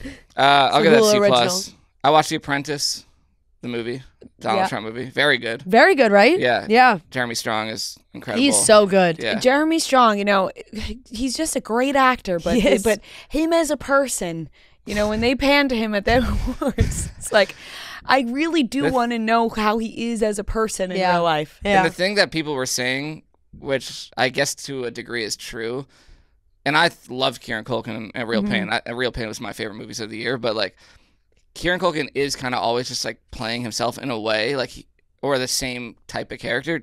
Jeremy Strong is like transforming himself, and like you don't even see him in this really. And yeah, it is tough because you're like, damn, he probably put a lot into this, and then for sure. But very good. And Sebastian Stan was really good. So I'll give that a B+. Traitors, I'll give it an A- just because I'm happy. Like I was like, I audibly was like, let's fucking go when Danielle got out. But having no drama at the end, it was nice because I'm like, oh, they did it. But part of me is like, after season 2, that kind of was. I felt like they had enough drama throughout the season that the ending was like nice. I think that turn from Brittany was enough. Yeah. Also, they did build it up enough where I actually thought that Dolores was going to fuck it up again. And then she didn't. Severance, this past episode. It's a C, and I'm being generous because I just don't. It's a C, and I don't want people. I could have given it in the D range. Is that 7 people or would 8? have come after me. This must have been 8. Yeah, this was 8. 8. Guys, I just don't know. Like, and I'm starting to see at least some other people online starting to say like, can we say this is not great? Or are people gonna like attack us? Which is true. People are gonna come after you, but it's just so boring. I don't know what else to say. King. Like, this entire episode was Patricia Arquette, only about her. It's as if the show is just about her. I don't know, maybe 5 words the entire show were spoken. Like, it was just so boring. You just don't understand the art. No, that's what people are going to say. People are going to say, yeah. I mean, already I know that the show is not like my cup of tea. Like, there are episodes that I'm like, wow, this is cool. But this episode, I just... Fair. I don't know, man. I don't know. Fair. And then I watched the first episode of the Celtics documentary on Max. Yep. Really fucking good. And I know that if I say, oh, you don't have to be a Celtics fan to... Like, it's really well done. They get every single Celtic you could imagine. They're in this. They got everyone. It's awesome. But I know that no one if you're not a Celtics fan, you're probably not going to watch. It sounds my worst nightmare. It's really cool, though. No, I get it. I just can't stand this. It's... But that's an A for me. Yeah. Like, I'm excited for that. It comes out on Monday, so that's all. Wonderful. Solid watch. Yep. There's a ton. We have a ton. Next week is going to be jam-packed. Yes. Because I got a lot. Hudson show. Yeah, I got a lot. I did start that, but I won't rate it. Yeah. Because I didn't really finish episode 1. Yeah. I've got a lot of TV time to clock. Yeah, me too. All right, that wraps up everything we watched. 97% of women ages 19 to 50 are not getting enough vitamin D from their diet. Rituals essential for women 18 plus was shown to increase vitamin D levels by 43% in a clinical study. The Essential for Women 18 plus multivitamin is so great. I take this vitamin every day. It's convenient, easy. I know I'm getting the nutrients that I need. And 2 easy capsules, ready to go. You got that multivitamin. I'm running around with a giant pill box, all trying to take these different vitamins. It's a clinically backed multivitamin for women 18 plus with high quality and traceable key ingredients in a clean, bioavailable form. Ritual's Essential for Women is USP verified, so you know you can trust what you're putting in your body. Ritual multivitamins are vegan, non-GMO, project verified, gluten and major allergen free, certified B Corp, and made traceable. So no more shady business. Ritual's Essential for Women 18 plus is a multivitamin you can actually trust. Get 20% off your first month for a limited time at ritual.com/chicks. Start Ritual or add Essential for Women 18 plus to your subscription today. That's ritual.com/chicks for 25% off. All right, everyone, we are here with a very special guest. You know him and love him from this season of The Traitors. Welcome, Dylan Efron. Thanks for coming on. Thanks for having me. We're so excited that you're here. We're so excited about the way that this season ended. It was so, like, what's the word? Poetic justice. Yeah, like we felt we all won, you know? I feel like for the good guys. Exactly. We felt like we were all faithfuls. How does it feel now that the show is over and everyone's seen how it's ended? I think there was some concern with the winners. We were like, are people going to be mad at us because we didn't start any drama? So it's been amazing that people aren't mad at us for for not taking it down to 2. It's just, I love how much everyone loves the show, because that's me. Like, I watched this show and I loved it. So it's cool to be able to be on the other side, honestly. Right. Yeah. I mean, the 4 of you were who we were rooting for the most. I mean, especially towards the end, you have you, Gabby, Dolores, Ivor. What a fantastic group of winners. And you said you're nervous that, you guys didn't start any drama at the end, but you guys were all so likable in the show that it's like, well, we got to be happy that these 4 won. Why would we want them to turn against each other in the end? Would make great for great TV, but how can we not be happy? So sad. Yeah. Exactly. We would have been so sad. Imagine, like, Dolores was just like, it would have been MJ we would have like, oh no. Yeah. Right. Well, towards the end, I mean, Dolores was just flipping over whatever name she wanted, okay? And we love Dolores, but as a viewer, we're all getting a little frustrated. We're like, stick with the plan. How did you feel during those roundtables when you're trying to get a traitor out and Dolores is she just has personal feelings and she's writing them down? That was me earlier in the season, though. I was writing Gabby's name. No one was on it. So there's a lot that happens at the roundtable that isn't shown. So that last vote where Dolores wrote Tom, we sit down and Tom went on a 15-minute tirade, like, just, this is why Dolores is a traitor. It went on for 15 minutes, and then Dolores just says, like, shut the fuck up. and then we started talking about Brittany. So like, that's why she was so heated and voted Tom. But in the show, it just looks like it's petty. Right. Well, because then they kind of made it seem like both sides were petty. Like, it just seemed like Tom was like, I really think it's Dolores, and there was no reason. No, like, and I don't even think reason. he really thought it that much. Like, Tom started to catch on at the end. He was. Yeah. Well, Tom himself, when he was out, he was like, I was the best player in this game, which was so funny and really entertaining to watch. As viewers of all reality TV, you have your, preconceived thoughts about Tom because of what he's done. But watching this show, I think he weirdly won people over because people just started accepting him for who he is. They were like, he can really be awful, but he's having the time of his life on this show. Yeah. And he plays that balance of, like, is he in on the joke or not? Because, like, sometimes, like, when he's talking to the statue, like, that he has to be on the joke at that point, right? Like, I don't think he is. I don't know. That's why he's so interesting. I don't think he is. I don't think he's a self-aware man. Yeah. And it makes for great TV, this season. The singing, the challenge where he had to sing the backwards with the dolls and everything. It is funny listening to him back as it was for us watching it. It's even funnier because, so again, like, it's behind the curtain, like, Alan tells us the rules read, and then we have about an hour till that mission starts. So as soon as he reads the rules, Tom just leaves and is like, I need a cough drop, medic, I need a cough drop. And he's doing the vocal warm-ups, like the lips. Yeah, and he's just singing like, la, la, la, la, la. And we're all like, Tom, just like, it's too early for this. It's like, we're not singing for an hour. Oh my God. But that's what makes him so special. Yeah. It's like, he saw his chance, he took it. Yeah, he was like, this is my time moment to shine. I'm going to get scouted on this show for my singing. What made you interested in even doing Traitors? We know that you're a big fan of Survivor. Do you love any other reality shows? Yeah, I started watching Traitors. I started watching like the UK version, the Australia version. So I got hooked on that. I watched Deal or No Deal Island like on the way to playing the game. So it was like, that was Boston Rob's season. And then he like takes off his mask episode 1, and I'm like, dude, you were just on my TV. Like, get out of here. I don't want to deal with you. So I was not going to let him in the castle at first. I like a lot of them, like all the special forces. Like I'm a fan of that. Yeah. It's fun when it's like real emotions. Yeah. Right. Is this the first one that you've ever wanted to actually do yourself? Like, you can be a fan of the shows and watch them, but it's a whole different ballgame when you're like, I actually want to play this one. I wanted to play Survivor too. Yeah. But I'd also never applied. Like, I think for me, I wasn't ready. I was watching at 12 being like, oh, I would win this. And then like, would I ever apply? No. Like I wasn't quite, I don't think I was quite ready. Yeah. So then this was the first year where I was like, you know what? Like this is nothing different than I do on social media. I'm playing myself, except I'm playing like at the biggest, like a kid's game at the biggest level. I was like, I can do this.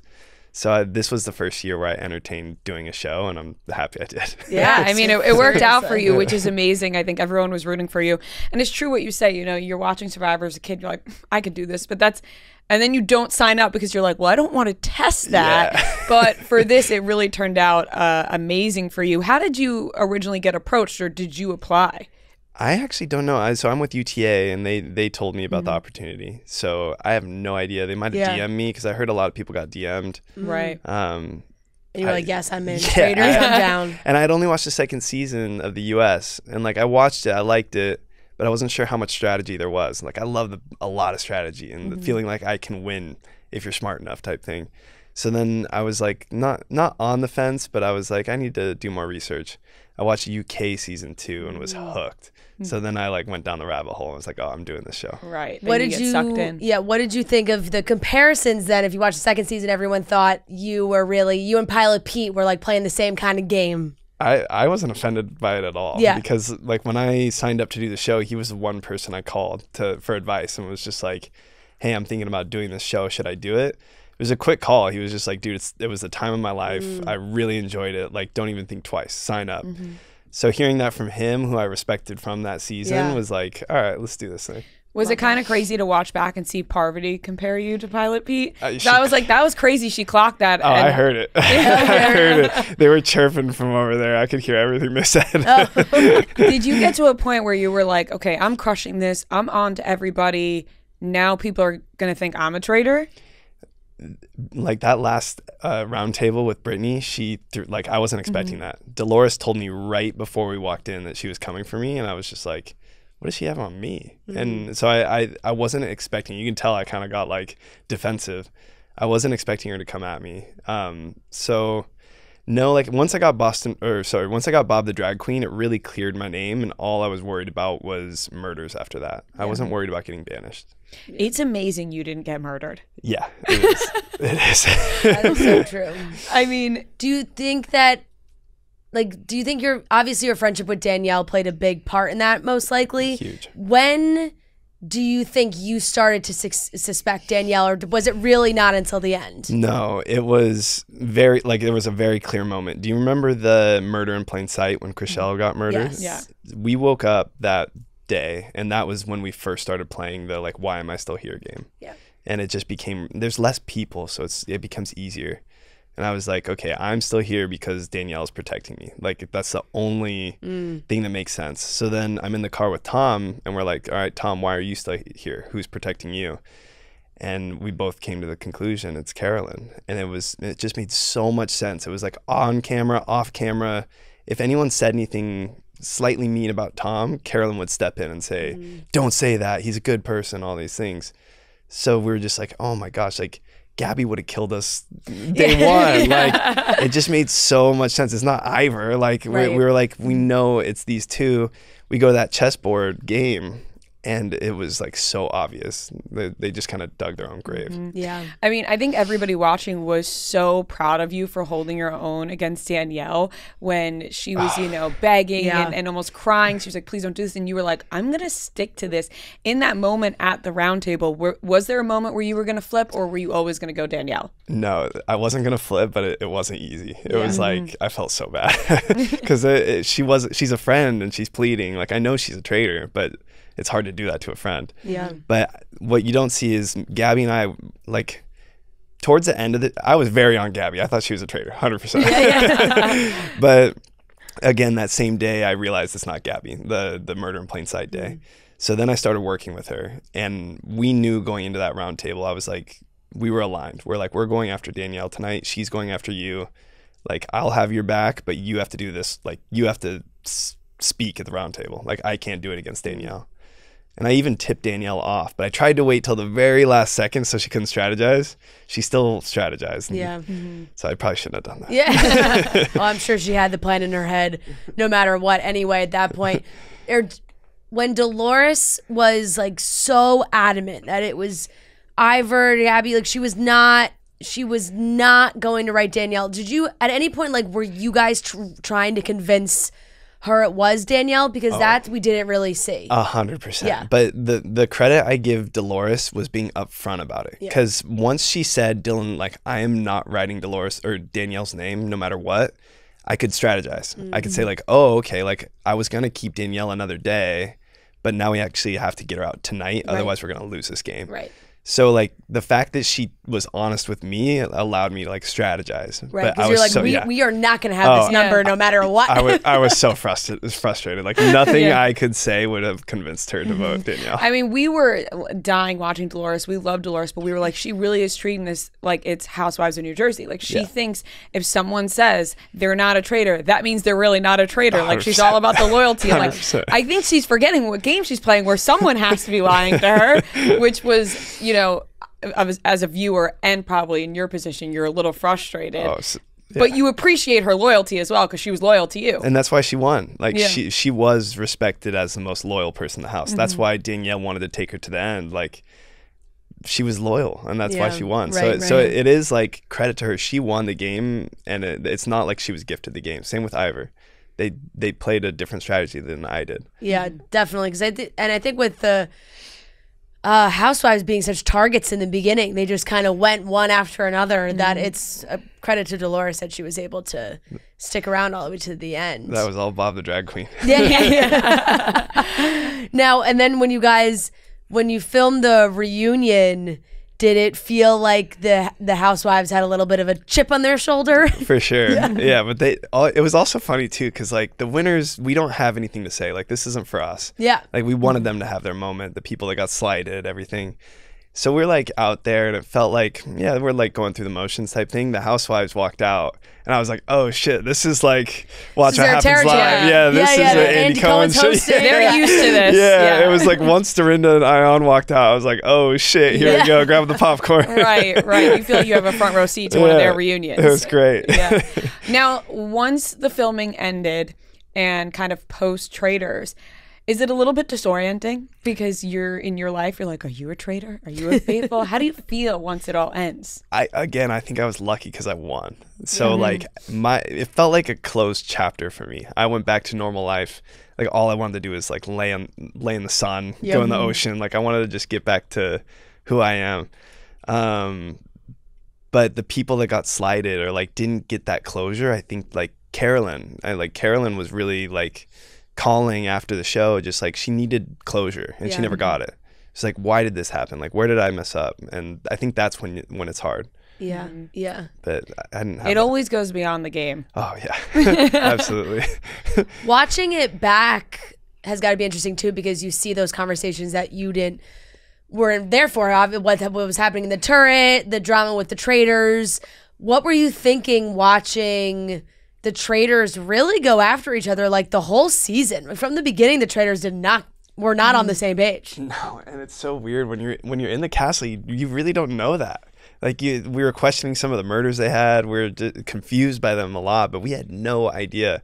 So like I was saying, I was the best traitor on the show because I was trying to bring Danielle and Carolyn together the whole season. I was just like, I do not understand why you guys are fighting. Just like, can't we all get along? We're doing great. Yeah.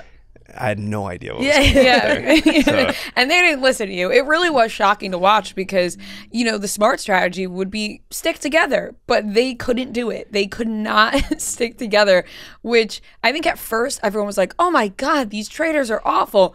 But then when you continue to watch, you're like, this is amazing. Like, I need them to keep killing each other off because now we're just fully rooting for the faithfuls. Yeah, I think the traitors did, like, I know they got a lot of heat, but when I look back at the season, and this is how I felt on episode 11, like at the end, I was like, wow, Bob the Drag Queen had this show on his back for 4 episodes. Boston Rob had the show on his back for 3 episodes. Danielle and Carolyn had the show on their back for the last 3. It was like they really carried the season.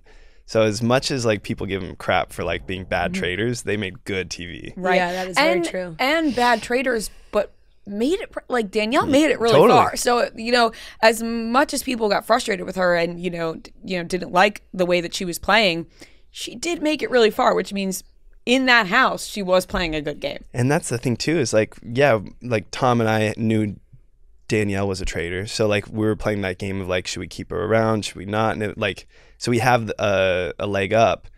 But then it was like, once Dolores said she wasn't going to vote for her, like if she was 1 round table away from winning.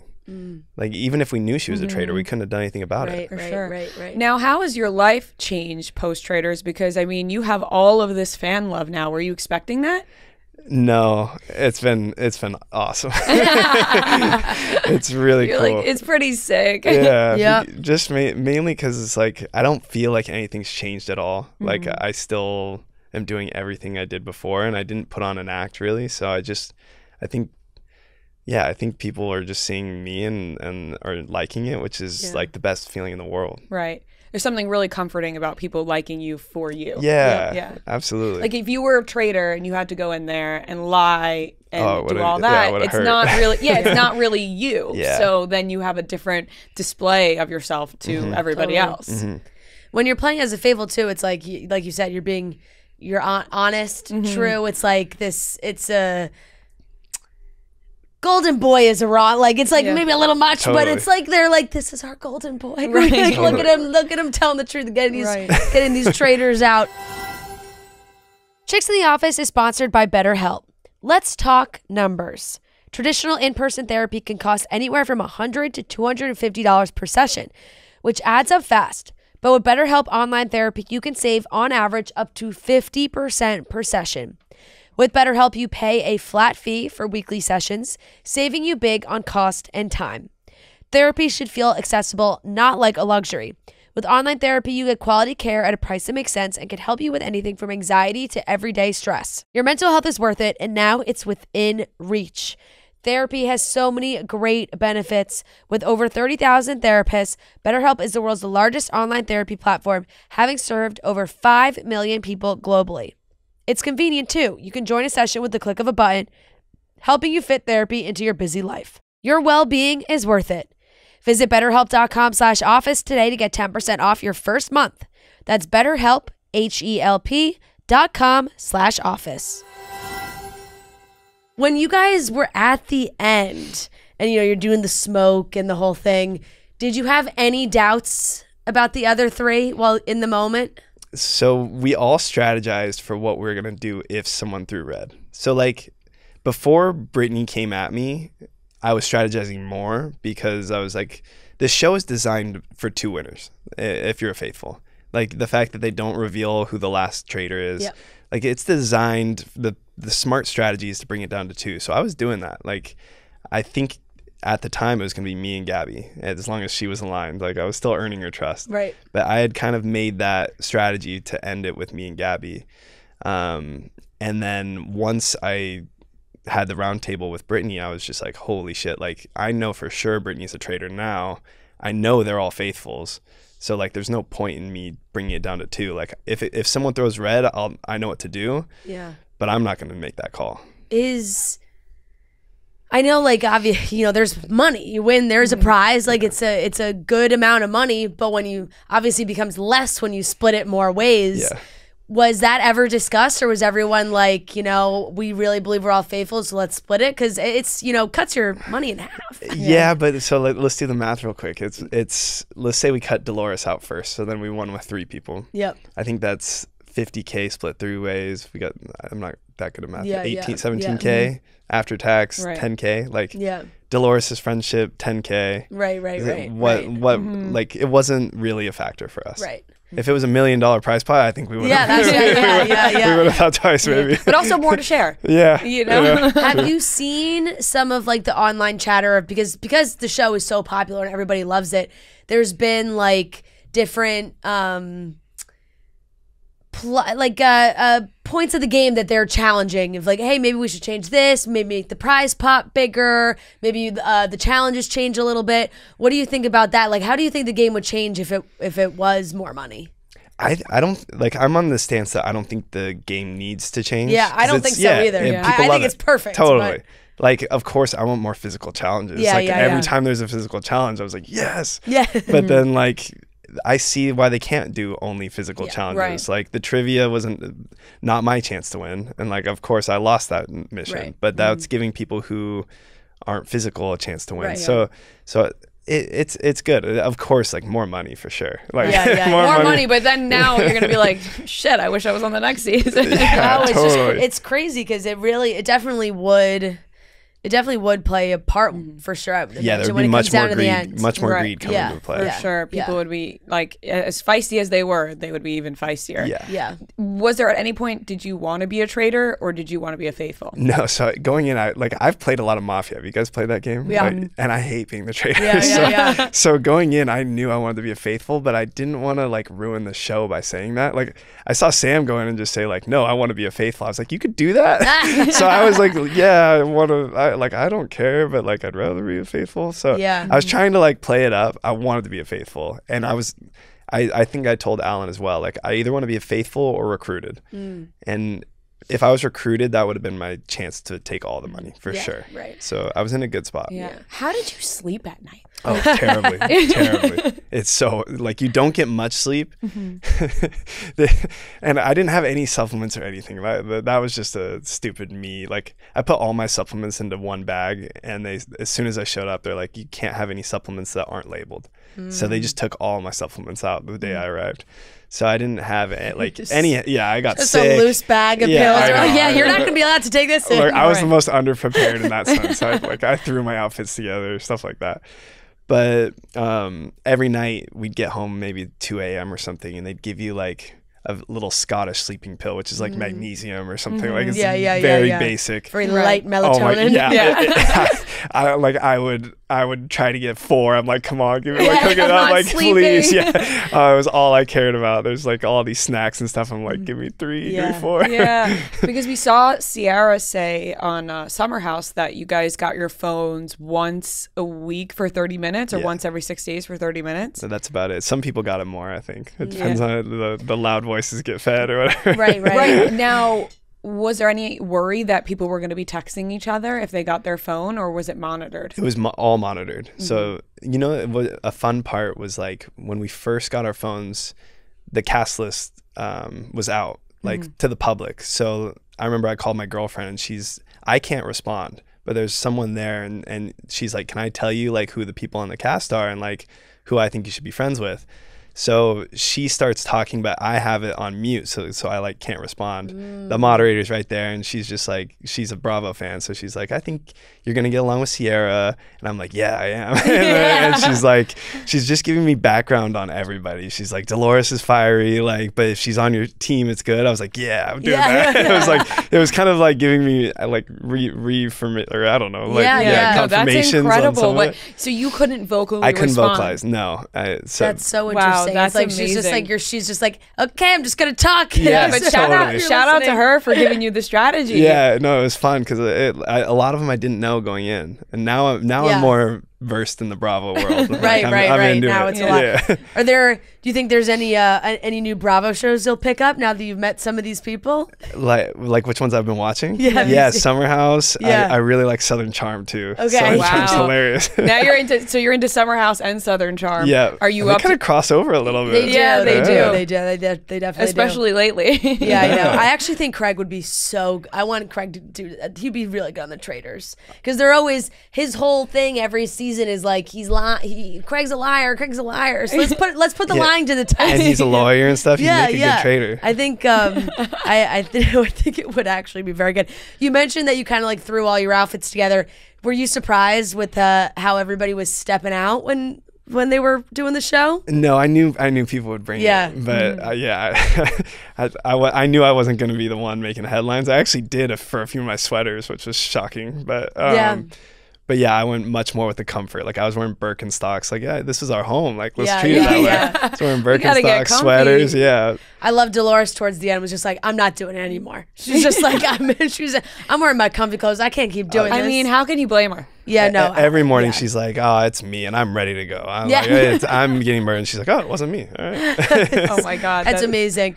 We had Boston Rob in here a few weeks ago. It was great. It was great. And he does love you. And I think everybody. I love him too. Yeah, everybody's watched that bromance form. And there was maybe even some jealousy at the reunion. I felt like they were like, oh, Bob Harper was like, nobody's picking me up from the airport. I had to go to his hot yoga class yesterday because I was had to make amends. Yeah. So all the Robs, all the bars. What? How fun has it been to keep that friendship going? It's great. We're actually going to Florida to the Players Championship next week. So nice. So we're gonna hang out more, make some more videos. I'm sure. Oh, that's amazing. Funniest thing, like seeing people, because I think there is a whole world of a new generation that's being introduced to Boston Rob for the first time. Even on my flight, we were traveling yesterday. There were two young girls behind me, and they were like, "Oh my God, have you seen young Boston Rob?" Like it's just so funny. And they were like, and the mom, they were traveling with their mom. Their mom was like, "Oh my God, you never watched the Survivor seasons?" He has 4 daughters. Like it's so sweet. I mean, it's amazing. I mean, Ciara said it at the reunion. She was like, "I didn't know you were like hot." Yeah, and then Bob the drag queen's like, "We're hot is crazy." Yeah, oh my God, it's amazing. Were you a little jealous of the Emilio Bailados dinner that happened the other night? Oh yeah, I wanted to be there. Yeah. I was definitely jealous. But my agent actually put that together, which is cool. Oh my gosh, I love that.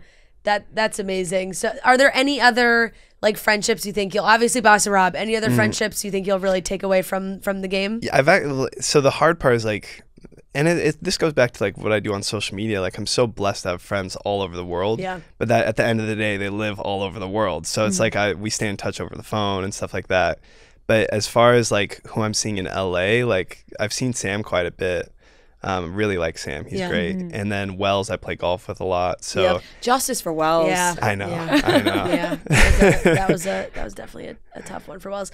Did you see all the jokes towards the beginning of the season? Because when they were really like putting everybody's names to identify everybody and everyone kind of had their show underneath and you're so down to earth and everyone was like, wow, just thought he was being described as a down-to-earth Dylan. Down-to-earth guy. Down-to-earth guy. Did you see all that? I did. Yeah. I did. So many people still don't know. Well, I thought it was very funny. It was. And it was cool because like I went in with such a low bar. Like it really was. Maybe like Sam and I were about the same. They're like, what are these two doing on the show? But I really enjoyed that because it was like, I didn't have to do that much to be like, oh, wow, he's smart. Like, he has a brain. Like, people were just expecting me to be a fly on the wall and, like, just be there to be there. So it was cool. It was a good place. I like having a low bar. Yeah, it's always the good place to start. You're like, you can only go up. Nice guy, tell the truth, and it's up from there. That's it. Like I played a golf tournament the other day. I had the worst round, and everyone's like, "Oh, it's okay. He's getting better." And then I played really good the next day, and everyone's like, "Oh, okay." Like I just have to hit the bottom. Yeah. Just low to start, and we'll bring it back up for everybody. Well, it was just so much fun watching. Do you think? Like, did you get the bug to do more shows? Yeah, for sure. Yeah. Because that's how I've lived my life, to be honest. It's like I I've always chased experiences, and that's why I love travel and learning new stuff. So like, to me, this was an experience of a lifetime, and if I can do that again on another show, like Special Forces, for example, like being able to jump off a helicopter and then like stuff like that. Yeah, that would like, be a great one. Yeah, like I'm super down for more experiences. I want to take my time and like find the right next step and everything, but yeah, I'm definitely down. And Special Forces is a good one because you are, and they put you in, you're traveling all over the place too. Are you in on Survivor if they ask you? I think you have to apply, and it would honestly be up to Jeff Probst. Like I don't know. Have you met him yet? I have met him once. He's really nice. So I would totally do it, but it seems like they don't really cast people. Like they want to find those unique people. So I mean, we know it's we have Tommy's our friend Tommy. I saw he talked to him the other day. Yeah, that was awesome. Yeah, and you and Tommy actually said a similar thing. Like you said before about Traitors, you wanted to know about the strategy that goes into the game. Yep. Because Tommy now, he's just like, I'll go on whatever reality show. He's like, but I want to know if there's strategy. He's like, I don't want to go on a show unless I have to strategize. I would go on Survivor with Tommy. That would be we'd form an alliance, and I'd cut his throat first. You would have to before he gets you, because you know he would turn on you. Absolutely. Exactly. No, that is for sure. Well, we can't wait to see what show you decide to do next. I think it was so much fun watching you on Traitors. It was a blast. Congratulations on huge congratulations. Winning. It was really like such a great satisfaction for everybody. Yeah, I was like kicking my feet. I was like, yay! I know, really, it was great. So thank you so much for coming in and talking to us. Thank you for having me. Thank you, Dylan. This interview is brought to you by Armani Luminous Silk Concealer. Armani Beauty is renowned for award-winning products that are a must-have in your makeup routine. Armani Beauty believes in enhancing your natural beauty, giving you that lit from within glow. It's developed with the same award-winning technology as the iconic Luminous Silk Foundation. This complexion holy grail is beloved by celebs like Sydney Sweeney and Sadie Sink. Luminous Silk Concealer is a multi-purpose, lightweight, hydrating, and blurring all-day wear concealer that conceals, smooths, and brightens skin. It provides weightless, medium buildable coverage, delivering a flawless, luminous finish that feels like your skin. Its formula lives up to the hype with ingredients like glycerin, caffeine, and vitamin E to hydrate, decrease under-eye puffiness, and awaken skin appearance while reducing the look of dark circles and fine lines. With 21 shades, Luminous Silk Concealer's diverse range ensures you'll find the perfect match for your complexion, whether you're looking to conceal, highlight, or contour.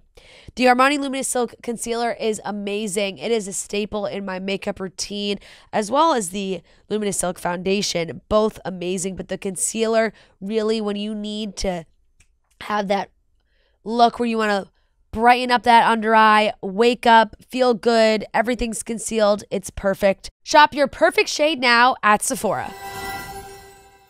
All right, everyone, we are here with a very special guest. We are joined by the Bachelor Grant Ellis. Thank you so much for joining us, Grant. Thanks for having me. I'm excited. Barstool is an amazing platform, so I'm excited.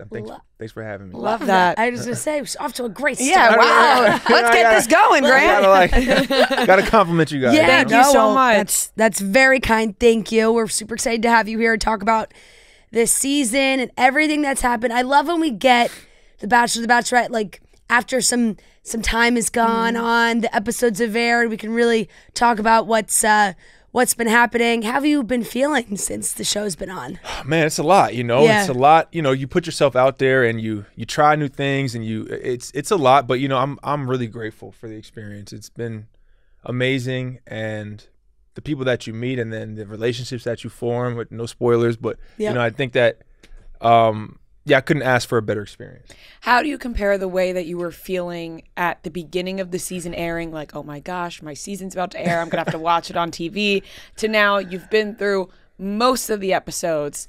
How are you feeling between the two? Oh, man, that's a great question. I think I'm still excited. Hometowns and then fantasy suites and then the finale, but I think excitement is the main word. And then, I think maybe starting off I was a little more nervous, but now I've settled into it and I'm used to seeing myself like on TV. Yeah, I'm sure the nerves are a little bit of a roller coaster because it's like, oh my gosh, you've you've seen yourself on TV before, right? But now this is a different setting. So it's like you're watching it again, and then it takes a little, plateau, and then all of a sudden it's like, okay, but now we're about to reach the finale, so the nerves start maybe ramping up a little bit again. Yeah, they ramp up, and then when I was on The Bachelorette, it's not my story, so it's very easy to not expect, I was there, you have a date, but then when you're on The Bachelor, you're the lead, it's like, it's your story. Everything you do, you're in almost every scene. Right. And there's you can't fast forward. You can't fast forward. You can't. It's like you're everywhere. So it's definitely it's a different experience. Mm-hmm. Were there any like pressures on yourself or stories about yourself that you wanted to make sure you told as the lead? I think just coming in there, I think my main goal was to find a wife, and then secondary, I just wanted to set a good example. I wanted to lead with love. And just be somebody who was open and was vulnerable. And, I think to show, like, I think I've cried on the show like 4 or 5 times, and then there's more to come. But it's like just to show that as a man, you could be strong, but you also, it's good to be vulnerable, just, pick and choose your times, and when, it's good to open yourself up and express yourself. So that was probably my main, one of my main things, and that was in the back of my mind, Yeah. Were there any hesitations for you, like kind of just deciding to be the Bachelor? I know we kind of got like the announcement a little bit earlier on through the Bachelorette season, so people had time to prep and get ready and get excited for your season. When they approached you about it, what was your first initial thought? I was so naive to the process. I was like, man, opening yourself up to public scrutiny, and like I said, you're the lead, so you're making all the decisions, and maybe sometimes you don't sit up straight enough, or you're doing something. And it's like I was just like, I didn't have any concerns. I was like, I'm just gonna go for it, So, and that's the way I kind of do things. And then, I think it's good to have confidence in yourself. Sometimes to be delusional, like your confidence, I think that's a good thing, Like I went on the show and like played the piano, and I never did that in my life before. But in my mind, I wanted to put myself out there, and then whoever I'm going to be with is going to set me for who I am, So that was a big point for me. I do appreciate delusion of confidence sometimes, right? Like when I see someone out there doing their thing, and I'm like, you know what? I respect it. Like, I respect that you can put yourself out there like that, like for anybody who does that. Now with social media getting so much bigger from the way beginning of the show, and every season is this person here for the right reasons? That conversation comes up. How did you feel going into this, how you were going to weed out genuine versus, wrong reasons?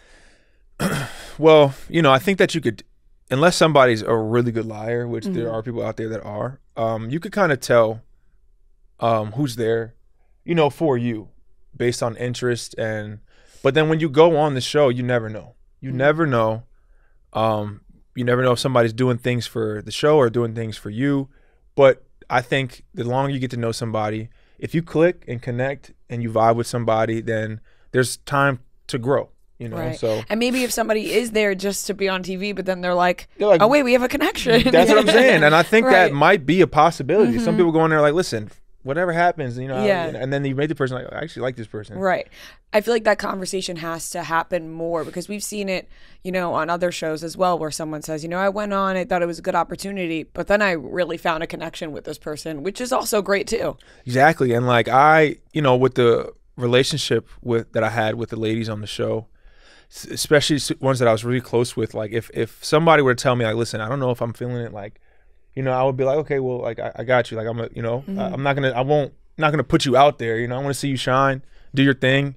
But that's the type of dude I am, and I'm going on there looking for a relationship. So if somebody's just open and upfront with me, I'm not gonna hold that against them. For sure. Yeah, definitely. What's it like watching it back now? Because of course you were there for all your moments and conversations, but when you watch it back, you see the girls talking and what was going on in the house and what was being said there. Have you had any moments of like, oh, I had no idea that happened? I mean, you kind of you have an idea of things, like okay, being the lead, you only see you probably see less than half of what's going on, because I say less than half because you know a little bit, but you're so busy dealing with everything else that you don't know everything that's going on. But you kind of could tell by the energy in the room on the group dates and like who the girls aren't getting along with, and then you start to put 2 and 2 together and like, okay, well, every time this is happening, this person is acting this way or that. So, but you as a lead, you have to allow for things. Well, at least for me, you can't jump to conclusion. You have to allow for things to kind of just play out.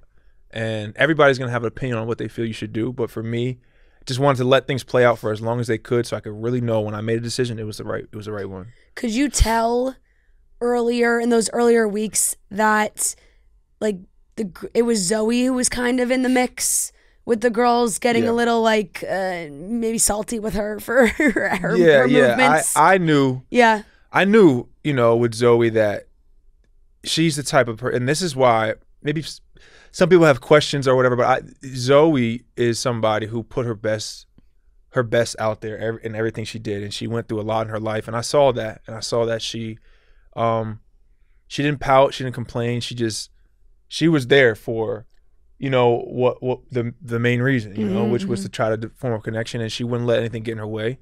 So I really appreciate that about her, but you could tell. You could tell when people are there, and you could see. You could kind of put, unless you're just oblivious to, So right. You could tell. You definitely could tell. Yeah, that is true. I mean, it's because if we can sense it watching, like that first the big basketball date when she pulled you away, and you guys go back down, and everyone like, does it feel awkward in those moments? I'm gonna tell you, the most awkward thing is the group dates. Yeah, because it's like you're talking to somebody, and then you have to. You don't want to give too much attention. You want to and then everybody's like kind of competing with each other, and then my favorite time was the one-on-one time that I had, because I really get to lock in and learn about somebody and learn what they like, what they don't like, and who they are. As opposed to the group taste, it's just weird. I've never been on a group date. I mean, right? Who has besides on this show? But were there moments when someone would pull you away while you're talking to somebody else, and you're kind of like, well, I don't want to be pulled away right now, but you're trying to be respectful, trying to give everybody that time. Yeah, I mean, of course. But that's the name of the show. You as a lead, you have to. Well, there's no rules. You know what I'm saying? You could definitely tell somebody but I tried to give the ladies a fair chance to show me who they were. Right. To show me who they were, and the right person for me was going to, through any situation, unless there was clear disrespect, they were going to let the process unfold, and they know what it was, and they were going to. Let our connection form without being forced. Mm-hmm.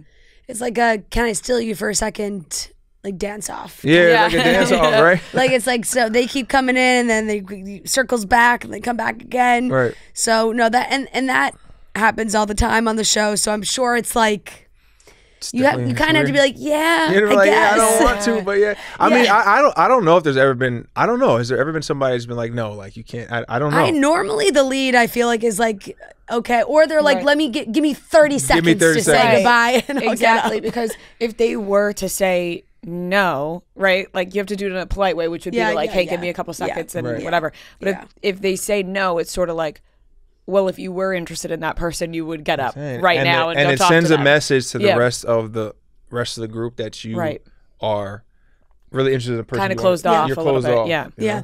How did you feel watching these moments back the last couple of weeks with Carolina, and kind of the attitude that maybe she was having in the house versus maybe talking to you? I don't know if you did seem to pick up on her energy. Yeah. In the dates and those things, and obviously it was causing issues in the house of how she was acting. What'd you kind of think watching it back?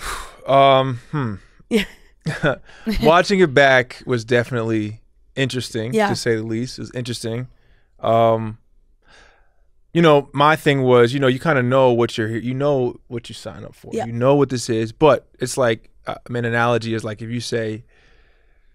you're in a house and you're like, oh, if somebody breaks down the door, I'm going to go and fight them. And then it actually happens. And then you're like, oh shit. Like you don't know what you're going to do. Mm-hmm. So in the situation, you can go in the Bachelor and say, I'm going to keep my composure. But then when it happens, you might catch feelings, and you might, so that's why it's when you're on TV like that, it's like staring in the mirror. It reveals your character. and it reveals who you are, and it's not only for you to see, it's for everybody. Yeah, it can really strip you down. It can strip you down. You don't have any of the like outside devices. You're closed off from the rest of the world. You're closed off from the rest of the world, and then you're making every decision you make is on you. You know, like, and you can't take it back. Yeah. So, yeah, just seeing some of that, it was surprising. I kind of, I picked up on some things, but like I said, I tried to diffuse situations and I didn't want people to really feel like they were being isolated or like ostracized, and I just didn't want that. So I tried to really be like a mediator. Go ahead. Was it tough? Because you guys did have a really great one-on-one date, and then like how were you feeling in the moment, being like, why? How is she not remembering that we do have? That was the hardest thing for me, and honestly, that was the downfall of. I'm not going to say downfall, but that was where things took a turn because. Yeah.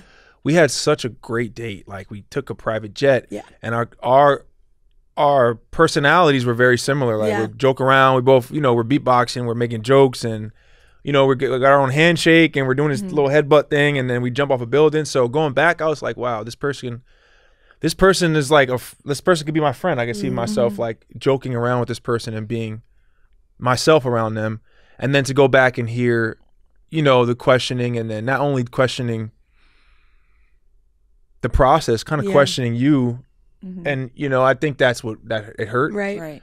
But, it'll be interesting to see what she says during the women tell all, because I also feel like sometimes women throw that up as a defense mechanism, because I bet you her feelings were there, and she was like, but I don't even know him. Like, exactly. You're kind of like, you're trying to be like tough guy a little bit to protect yourself. Right. I kind of feel like maybe that's what she was going through. Yeah, and did you find it a little bit disorienting watching, being like, well, we have this connection, but this is how she's acting with the ladies, and like you feel like almost like you think you know somebody, but then you're watching, you're like, wait, maybe I really don't know that person. Yeah, and something too, not everybody.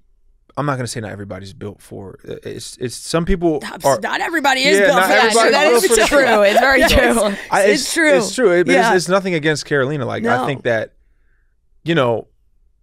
that environment is hard. You just form a connection, and you got to watch somebody go on a date, and then they may be talking to you or showing you attention, and then the next day they're not. Yep. So you have to really be secure in yourself, really secure in yourself and who you are and what you provide and what you offer.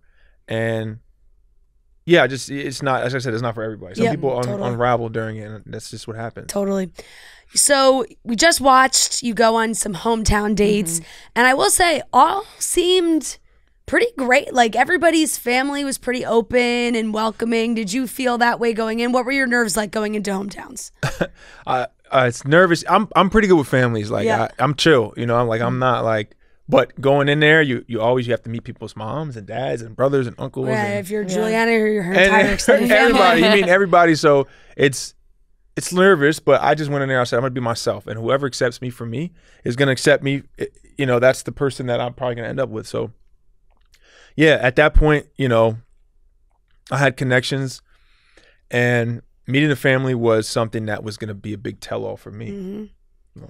What was your confidence level like with specifically Zoe? Because I think a lot of people were like, wow, this is kind of crazy that she's getting a hometown, and you really hadn't had that. She didn't get a one-on-one date, and you went on, then you take her for hometowns. I think people were really surprised by that. So how did you feel about your connection with Zoe at that point? Yeah, I thought that I saw a lot of potential in Zoe, and from the beginning how she came off a certain way, but I realized that it stemmed from, some things that maybe happened in her childhood, and she was, maybe it caused her to be a little defensive or on the offense at certain times, because she knows she probably had been an underdog before, where she's coming from, living in the South, being a black woman. So I saw that, and I was like, okay, this person, regardless of what anybody that's watching the show thinks of our connection, I know I see something in her that has resilience and that I could relate to. So I that was the basis of my decision, and then hometowns would have been a good tell of if we could build on our connection. Yeah, right. Why do you think you didn't give her a one-on-one before that? Because earlier on she was a little bit. I'm not going to say she was closed off. Yeah, but it seemed to me that she was closed off, and then our final two conversations, she started to open up to me, and then I started to understand. I was like, wow, okay, well, this is why she was like that, or this is why. And then I was like, I started to see her for who she was, and then I felt that she did, not to say deserved, but like she was somebody I could see myself understanding. And to not even have a one-on-one, but to feel like the connection is so strong there to go to hometowns just speaks volumes in itself. Yeah. Speaks volumes, and to be so, if that would have happened to, and for her too, she's strong. Like, If that would have happened to somebody else, they would have been like, well, I'm not. And she was like, you know what? I'm gonna see where this could go. And it's like, who doesn't want somebody strong like that? So. Yeah, definitely. It can always be interesting blending families, blending faith. Religion was a big thing when you had Latia's meeting her family, and she talked to you about, growing up in the Mormon faith, and that's part of her family. Right. What were your thoughts about that?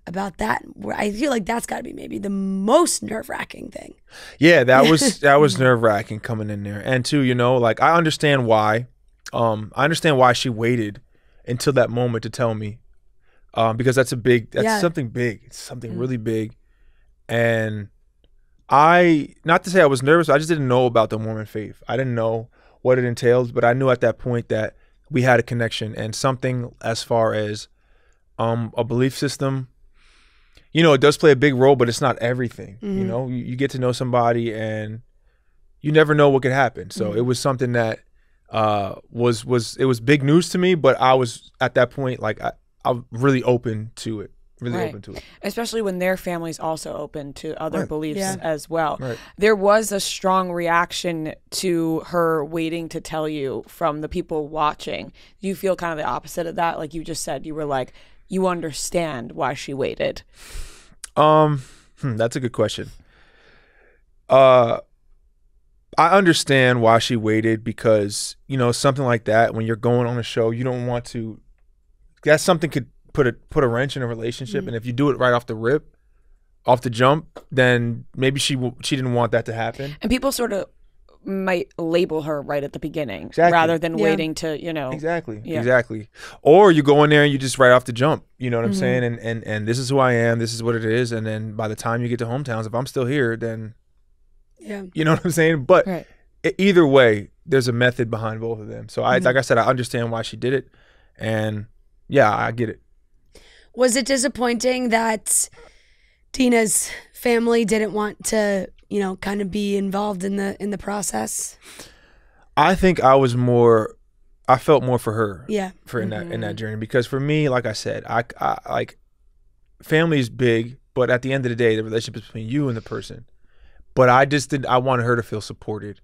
And when I saw her friend show up, I was like, okay. But at first when she told me, I was like, man, that sucks, because not so much about how it's just about like on a big moment like that for your family not to be there, and that hurts, Yeah, and I'm sure it really hurt for her too, the way she's feeling. Right. And then everybody else's family is there, and then like I'm not knocking it, like but I just felt that I'm like, man, everybody else's family is there, and I felt for her in that moment. So because she went home, I feel like it is easy for people to jump to like, oh, well, her family didn't show up. Right.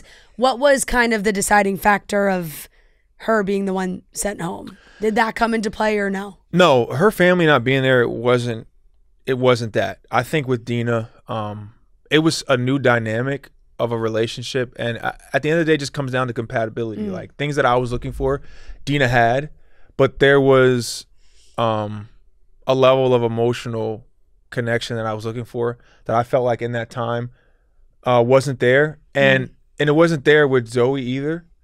But with Zoe, I felt like down the road, because of certain circumstances she went through in her life, I could relate more to her, and I could kind of unlock that in her, as opposed to Dina. I didn't know how much I didn't know. The potential seemed to be there a little bit more, maybe. Yeah, it didn't seem to be there, and I just made the decision based off of that. Yeah, that makes a lot of sense. Yeah, it does. Now, going into the Women Tell All, what can we expect?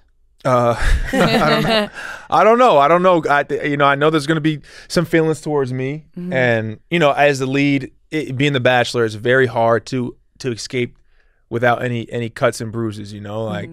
So.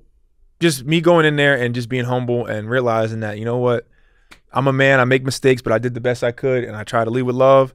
And, I hope that you guys felt that. and just trying to diffuse any situations where people may have not ill will, but like any intention, any feelings towards me. Just trying to explain what I was thinking. Right. It's like you can really only do so much with like all of their relationships. It's like your connections with them, you can talk out. Ladies, you kind of have to let them hash it out. Let them hash it out. Let them hash it out. What what has been also kind of funny, Rhea, is that I've gotten messages of people being like, Grant does the women. I'm getting a lot about that. She does it too. I have and everyone's to like, oh, Grant does the same thing Rhea does. I have to like literally force it out of my mouth. I'm like, women. Wait, so what is the discrepancy with that? Is it? It's when you mean to say women, like a group of women. I say woman. Yeah. I say like singular. Like when singular. I learned when it's a group, it's like WIMEN. That's how you pronounce it. Women. I started. No, I'm telling ladies. you, but like I'm telling myself too. You know what I mean? Yeah. All the women. Oh no, all the ladies in the group. Yeah, right. It's just it flows out. No, trust me, I feel you. I started saying women. I started saying women. Yeah. And then I understand. No, trust me, I feel you. Okay. Like I'm trying hard. It does. Yes. No, that was fun. That was a funny connection that some people make. Yeah. Women. Yeah. It's crazy how people pick up. When people will literally the smallest things. The smallest thing. Yeah. I know. Especially like being from Long Island, some of the words I just say it a little bit. Yeah, you're from New Jersey. Yeah, right. Similar, and it just happens. And you're like, this is how it's gonna be. I remember I came down the steps with Alex. I was like, "What's up, girl?" And people were like, "He said, what's up, girl?" Like, who does he think he is? I was like, "Well, just the way I talk." You're like, that's how I talk. Literally how I talk. You're like, I don't know. I'm on a date. I'm on a date. I'm just chilling. Right. So. Just trying to be myself here. I know. Yeah, absolutely. Well, not only have you had meeting these women, sharing these relationships, you're also opening about your own family, your own, childhood and growing up and those connections. What's it been like kind of sharing your family stories, especially, your relationship with your dad? Yeah, I think that was one of the most beautiful things of this season for me, being so open about it. It was like therapy for me, I think, and like, I don't want to be that guy that it'd be like, men should go to therapy, but I think that a lot of guys hold things in, me being one of them. And then when you don't, you take it out, it ends up being taken out on people that you love. Mm-hmm. If you hold things in for too long, something go wrong. And then one day you're just cursing people out or doing something because you need to at least be able to talk about your feelings and, so that you're more emotionally aware of like where you're at. So during the season, I'm sitting behind the camera and I'm being asked certain questions and about my life and that I've held in for like 18 years. So I'll be like, whoa, I didn't like my father and this. And then I start tearing up and crying. And then he comes on the show and I'm like, oh, what the hell? So it's crazy. I think that it was like it opened my eyes to how, the importance of therapy and talking about your feelings. For sure. No, that's great. Yeah, and when you start like crying about something when you're talking about it, sometimes you can really realize like, oh wait, this really does affect me. Right? It's still there. Mm-hmm. Right, exactly. You're like, it's nice to talk it out. And you're doing it on a much bigger scale with a massive audience, which can be super impactful and help a lot of people too, which is always great. So thank you for doing that. We appreciate that. And we are so excited to see how this plays out. We got Zoe, Latia, Juliana headed into that final. We have one more question, thanks to Armani Beauty. I know you can't reveal too much because, no spoilers or anything, but we see the teasers. We see that it seems like you're really like, the headspace is tough. I think there was one line in the teaser that was like, will this be my downfall? Something like that. I was like, uh-oh, downfall. That doesn't sound great. What can you say about, how this is going to come to an end? Yeah, I think that it's just a testament to how great the women were, the ladies were. Yeah, I said that. Sorry, now I called you out for it. The ladies were, and, being the second Black Bachelor ever, there's an extra added level of pressure that comes with it. But ultimately, you make a decision on what is the best thing for you.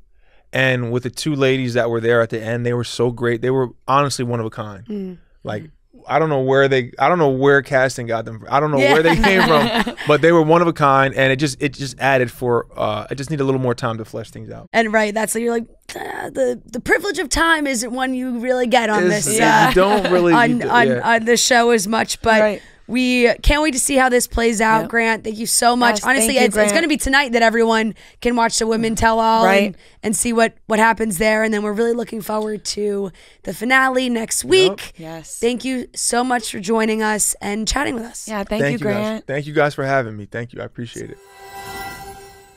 All right, that wraps up today's episode of Chicks in the Office. Thank you so much for watching and listening. We love you guys so very much. Thank you for all the love and support. We will talk to you on Wednesday. Smooches and hugs to everybody.